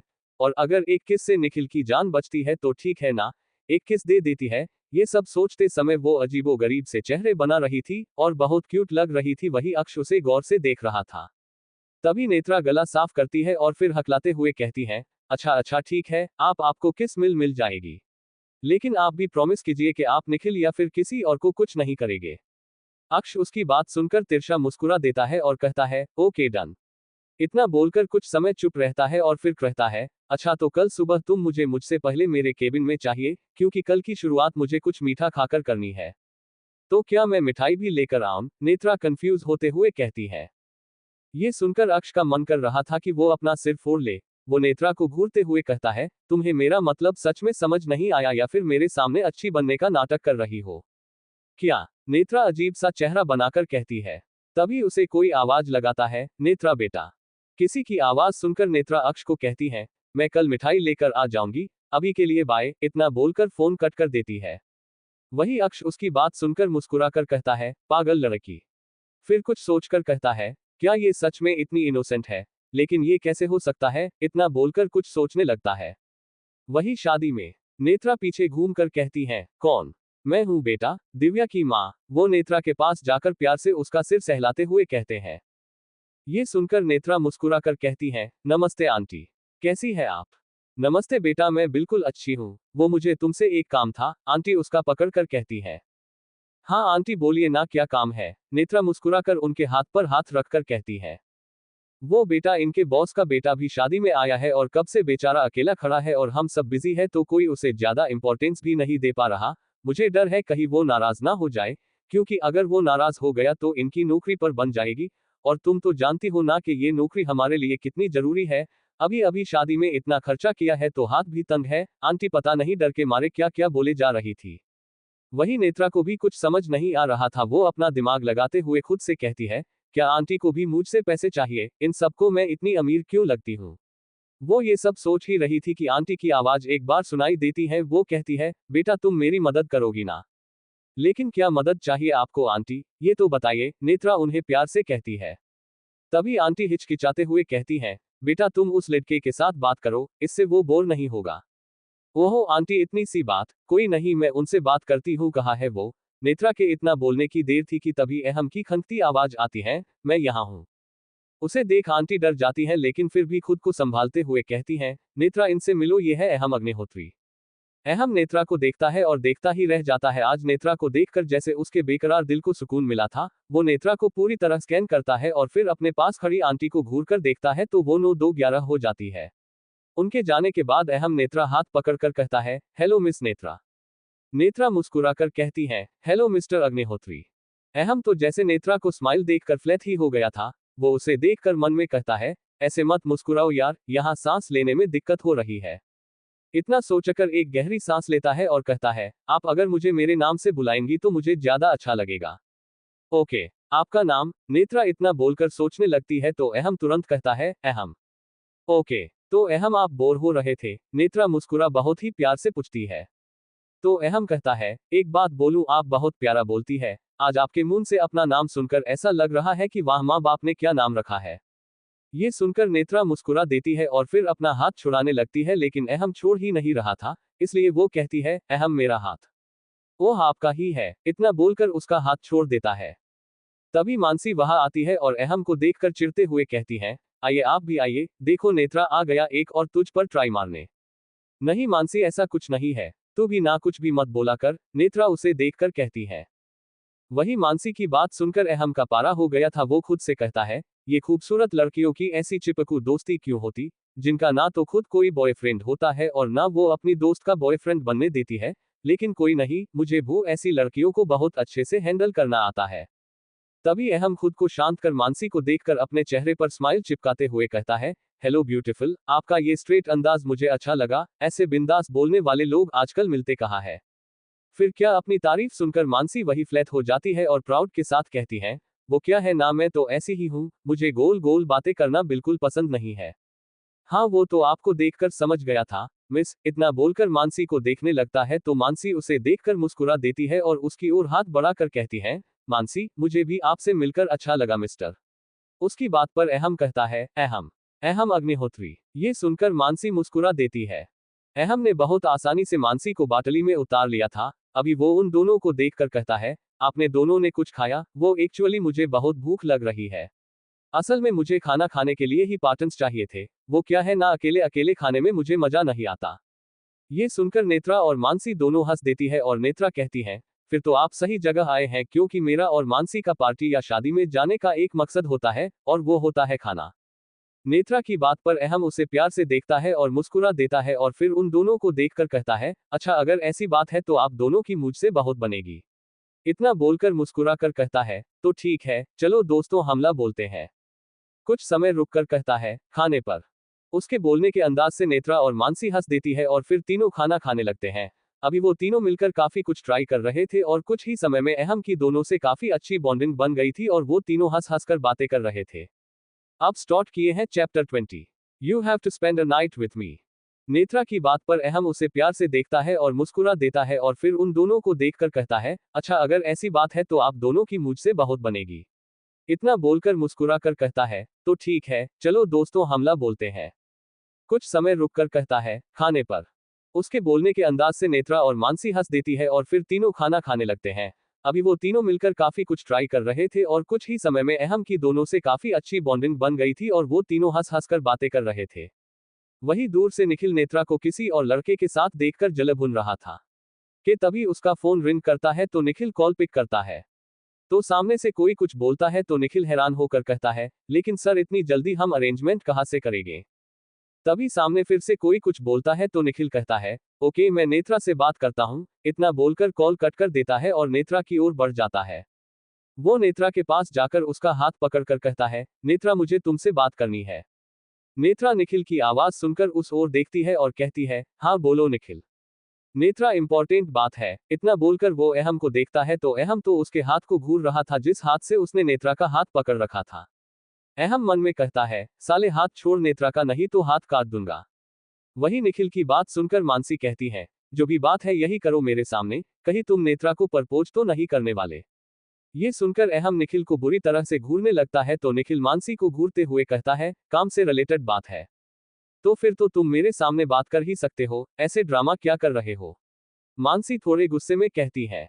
मुझे तुम्हारे सामने बात करने में कोई प्रॉब्लम नहीं है, लेकिन इतना बोलकर अहम को घूरता है तो अहम भी उसे खा जाने वाली नजरों से देखता है और फिर मानसी को देखकर कहता है, इट्स ओके मीनू, तुम लोग बात कर लो, मैं चलता हूँ। अरे नहीं रुको तुम, ये तो ऐसे ही कोई फालतू बात करेगा, तुम कहीं नहीं जाओगे, मानसी अहम का हाथ पकड़कर उसे रोकते हुए कहती है। ये सुनकर निखिल मानसी को घूरते हुए कहता है, सच में इम्पोर्टेंट बात है। इस बार मानसी कुछ बोलती उससे पहले ही नेत्रा कहती है, हाँ तो बोलो ना, क्या इम्पोर्टेंट बात है? और अहम कहीं नहीं जाएगा, वो यही रहेगा, क्योंकि वो अंकल आंटी का स्पेशल गेस्ट है और आंटी ने मुझे कहा है कि मैं उसे कंपनी दूं।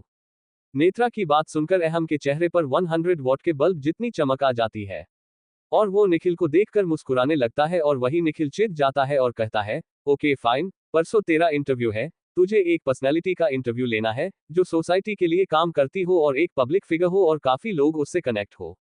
हाँ तो इसमें क्या है, ले लूंगी इंटरव्यू, नेत्रा नॉर्मल टोन में कहती है। मैंने बोला था ना कोई फालतू बात होगी, मानसी प्राउड के साथ कहती है। तुम अपनी बकवास बंद करोगी, निखिल उसे गुस्से में कहता है, फिर नेत्रा को कहता है, प्रॉब्लम ये है कि जिसका इंटरव्यू लेना है उसे खुद अरेंज करना होगा। क्या? लेकिन ये हमारा काम थोड़ी है, नेत्रा हैरानी से कहती है। हाँ पर पिछला इंटरव्यू तुम्हारी वजह से हो नहीं पाया तो मैनेजर ने बोला कि अभी तुम ही इंटरव्यू अरेंज करोगी, निखिल सारी बात बताता है। लेकिन मैं कैसे कर सकती हूँ, नेत्रा मासूम सी शक्ल बनाकर कहती है। हाँ यार, और वैसे भी जिसका नेत्रा उस दिन इंटरव्यू लेने वाली थी वो तो खुद बैकआउट कर गया था, तो इसमें नेत्रा की क्या गलती थी, मानसी अपनी बात कहती है।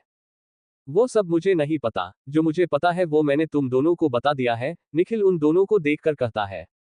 अरे यार, मेरी जिंदगी है कि क्या है, एक प्रॉब्लम खत्म नहीं होती कि दूसरी शुरू हो जाती है, नेत्रा मायूस होते हुए कहती है।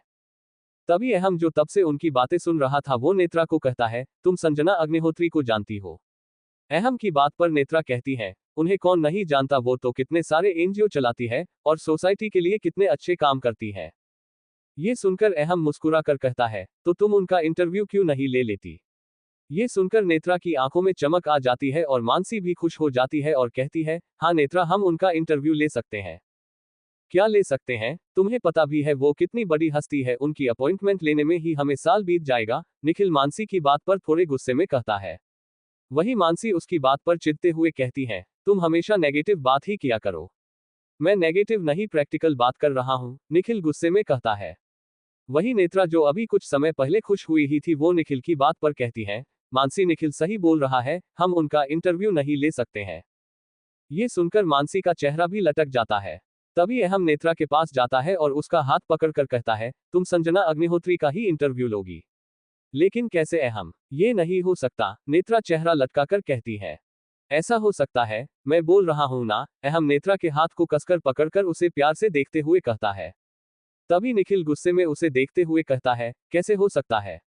जरा बताना मुझे। निखिल की बात पर अहम उसे घूर कर देखता है और नेत्रा को कहता है, संजना अग्निहोत्री मेरी माँ है। ये सुनकर तीनों की आंखें बड़ी हो जाती है। मानसी और निखिल तो अहम को ऐसे देख रहे थे जैसे वो कोई एलियन हो। तभी नेत्रा कहती है, क्या बोला तुमने, संजना अग्निहोत्री तुम्हारी माँ है? अहम नेत्रा के चेहरे के एक्सप्रेशन देखते हुए मुस्कुरा देता है और कहता है, हाँ, मैं उनसे बात कर लूंगा, वो परसों तुम्हें इंटरव्यू जरूर देगी। सच? अभी नेत्रा के चेहरे पर बड़ी सी मुस्कान थी। सच? अहम भी मुस्कुराकर उसके दोनों हाथ पकड़कर कहता है। ये सुनकर नेत्रा खुश हो जाती है और एक्साइटमेंट के मारे अहम के गले लग जाती है और कहती है, थैंक यू सो मच। वही अहम तो उसके इस एक्शन से सुन पड़ गया था जैसे उसे कोई सांप सूंघ गया हो। वो वैसे ही स्ट्रेट सावधान पोजीशन में आंखें बड़ी कर खड़ा हुआ था। ऐसा नहीं था कि वो पहली बार किसी लड़की के गले लग रहा था, ये उसके लिए कोई बड़ी बात नहीं थी, लेकिन नेत्रा के गले लगने से उसे कुछ अलग ही फील हुआ था। इसलिए उसे समझ नहीं आता कि वो कैसे रिएक्ट करे, वो तो अपनी जगह पर जम गया था। तभी नेत्रा उसे छोड़ मानसी के लगे लग जाती है जो उसके पास खड़ी थी और खुश होते हुए कहती है, मानसी मैं संजना अग्निहोत्री का इंटरव्यू लूंगी। वाह! हाँ यार, तेरी तो निकल पड़ी, मानसी उसके लिए खुश होते हुए कहती है। वही निखिल को अहम पर तो बहुत गुस्सा आ रहा था, लेकिन नेत्रा को खुश देखकर वो भी खुश था। वो अहम को देखकर कहता है, थैंक यू। वही अहम जो अभी भी अपनी ही दुनिया में घूम था वो निखिल की आवाज सुनकर इस दुनिया में वापस आता है और उसे देख एटीट्यूड के साथ हाँ में सिर हिला देता है। वही सोना का अभी अलग सीन चल रहा था। वो अभी एक कोने में छिपी हुई सामने खड़े इंसान को देखते हुए कहती है, अरे ये आदमी यहाँ भी आ गया, ये मेरा पीछा क्यों नहीं छोड़ता है। सामने कोई और नहीं अंश था। वो अंश को देखकर बड़ब डर रही थी कि तभी अंश उसी ओर देखता है तो सोना तुरंत पीछे होकर दीवार से सट जाती है और अपनी आंखें बंद कर लेती है और कहती, कहीं इसने मुझे देख तो नहीं लिया। इतना बोलकर धीरे से अपनी आंखें खोलती है, फिर अपना सिर बाहर निकालकर देखने लगती है, लेकिन उसे अंश कहीं दिखाई नहीं देता। ये देख वो चैन की सांस लेती है और दीवार से टेक लगाकर आंखें बंद कर खड़ी हो जाती है और कहती है, थैंक गॉड बच गई। इतना बोलकर जैसे ही आंखें खोलती है तो उसकी चीख निकल जाती है, क्योंकि उसके सामने अभी अंश खड़ा हुआ था। तेज म्यूजिक होने की वजह से उसकी आवाज किसी को भी सुनाई नहीं देती। अंश ने अभी उसे अपनी बाहों और दीवार के बीच कैद कर लिया था। वो उसे कहता है, मुझे ढूंढ रही थी। वो मैं सोना से कुछ बोलते नहीं बन रहा था। अंश उसे ऊपर से नीचे तक देखता है और मुस्कुरा कर उसके कान के पास जाकर कहता है, you looking so hot baby. ये सुनकर सोना उसे खा जाने वाली आंखों से देखती है, तो अंश उसे देखकर मुस्कुरा देता है और गाने लगता है, ऐसे ना मुझे तुम देखो, सीने से लगा लूंगा, तुमको मैं चुरा लूंगा तुमसे, दिल में छुपा लूंगा। सोना उसे देखती है और फिर उसके सीने पर हाथ रख कहती है, दूर हटो मुझसे। अंश उसके हाथ को पकड़कर फिर गाने लगता है, तेरे सामने आ जाने से ये दिल मेरा धड़का है, ये गलती नहीं है मेरी, कसूर नजर का है। फिर उसके होठों को अपने अंगूठे से सहलाते हुए गाता है, जिस बात का तुझको डर है वो करके दिखा दूंगा, ऐसे ना मुझे तुम देखो, सीने से लगा लूंगा, तुमको मैं चुरा लूंगा तुमसे, दिल में छुपा लूंगा। क्या है, क्यों अपने बेसुरे गले को कष्ट दे रहे हो, सोना उसे खुद से दूर करते हुए कहती है। वही उसकी बात सुनकर अंश उसके और करीब आकर कहता है, मैं बेसुरा हूं, और नहीं तो तुमसे अच्छा तो डोरेमोन का जियान गा लेता है। उसकी आवाज तुम्हारी आवाज से 1000 गुना अच्छी है, तुम्हारी आवाज सुनकर तो कान से खून आने लगे, ऐसी डेंजर आवाज है तुम्हारी, सोना चिढ़ते हुए कहती है। वही अंश उसको गुस्से से देखने लगता है और कहता है, बेबी अभी तुम्हें मेरी आवाज डेंजर लगती है, कभी तुम्हें यही आवाज बहुत पसंद थी। अभी बहुत कुछ बदल चुका है हमारे बीच, पहले जैसा कुछ नहीं है। सोना नजरें झुकाकर अपनी बात कहती है। अंश सोना को अपने करीब कर उसकी कमर को सहलाते हुए कहता है, कुछ नहीं बदला है, I really love you but now I hate you. सोना गुस्से में उसकी आंखों में देखते हुए कहती है, आई डोंट केयर, हम दोनों के लिए मेरा प्यार काफी है। इतना बोलकर सोना के होठों पर होठ रख देता है और उसे किस करने लगता है। वही सोना उसे खुद से दूर करने की कोशिश कर रही थी, लेकिन वो था कि टस से मज नहीं हो रहा था। अभी वो सोना को पूरी तरह से अपने हाथों में जकड़ लेता है और पैशनेटली किस करने लगता है। वही अभी सोना भी हिलना बंद कर देती है और वो जो कर रहा था उसे करने देती है। अभी अंश के हाथ सोना को इधर उधर छू रहे थे, जिससे सोना भी बहक थी। अभी अंश सोना के लिप्स को छोड़ उसके कंधे पर किस करने लगता है और उसके कान पर किस कर कहता है, you are so tempting baby. Shit, ये मुझे सिड्यूस कर रहा है, और मैं हो भी रही हूँ। किसने कहा था ऐसी रिवीलिंग ड्रेस पहनने के लिए, अब भूख। सोना अपनी आंखें बंद किए हुए खुद को मन में कहती है। उसकी सांसें और धड़कनें दोनों बढ़ रही थी। तभी वो गहरी सांस लेती है और अंश को खुद से झटके से दूर कर देती है और अपने आप को सही करते हुए कहती है, बोला ना दूर रहो मुझसे। अंश उसकी बात पर मुस्कुराकर अपने हाथ उसके कंधे से नीचे हाथ तक लाते हुए मदहोशी भरी आवाज में कहता है, क्यों बेबी, मेरे छूने से कुछ होता है क्या। सोना उसकी बात का जवाब नहीं देती है और जाने को होती है तो अंश उसका हाथ पकड़कर कहता है, तुम्हें मैंने विला में आने के लिए बोला था ना, तो आई क्यों नहीं। जिसकी तुम्हें जरूरत थी उसे मैंने वहां भेज दिया था। इतना बोलकर वो झटके से अपना हाथ छुड़वा लेती है और बाहर निकल जाती है। वही अंश उसकी बात सुनकर गुस्से में अपना हाथ दीवार पर दे मारता है। करीब 2 घंटे बाद नेत्र रोते हुए ऑन कॉल, अंडरस्को मुझे आपकी मदद की जरूरत है, प्लीज मेरी मदद कर दीजिए। सामने से अक्ष एरोगेंट वे में कहता है, अक्ष मित्तल, बिना फायदे के कुछ नहीं करता, तुम्हारी मदद के बदले में मेरा क्या फायदा होगा। जो आप कहेंगे वही करूंगी, नेत्रा रोते हुए कहती है। सोच लो फिर पछताना ना पड़े, अक्ष डेविल स्माइल के साथ कहता है। नहीं, जो आप बोलेंगे मैं वही करूंगी, लेकिन मुझे आपकी जरूरत है, नेत्रा रोते हुए कहती है। Well then, you have to spend a night with me, Aksh सपाट लहजे में कहता है। वही ये सुनकर नेत्रा जो बुरी तरह से रो रही थी वो एकदम से शांत हो जाती है। तो दोस्तों आज के लिए बस इतना, मिलेंगे अगले वीडियो में। तो आपको ये कहानी कैसी लगी हमें कमेंट में जरूर बताएं, और वीडियो को लाइक, चैनल को सब्सक्राइब अवश्य करें। धन्यवाद। तब तक के लिए अपना और अपने परिवार का ध्यान रखिए। दोस्तों टेलीग्राम पर मेरा चैनल है AS novel Hindi story, please उसे फॉलो कर लीजिए और नए कहानी को सुनिए। जो कहानी आप सुनना चाहते हैं वह आप बता सकते हैं, आपके लिए कहानी लिखी जाएगी।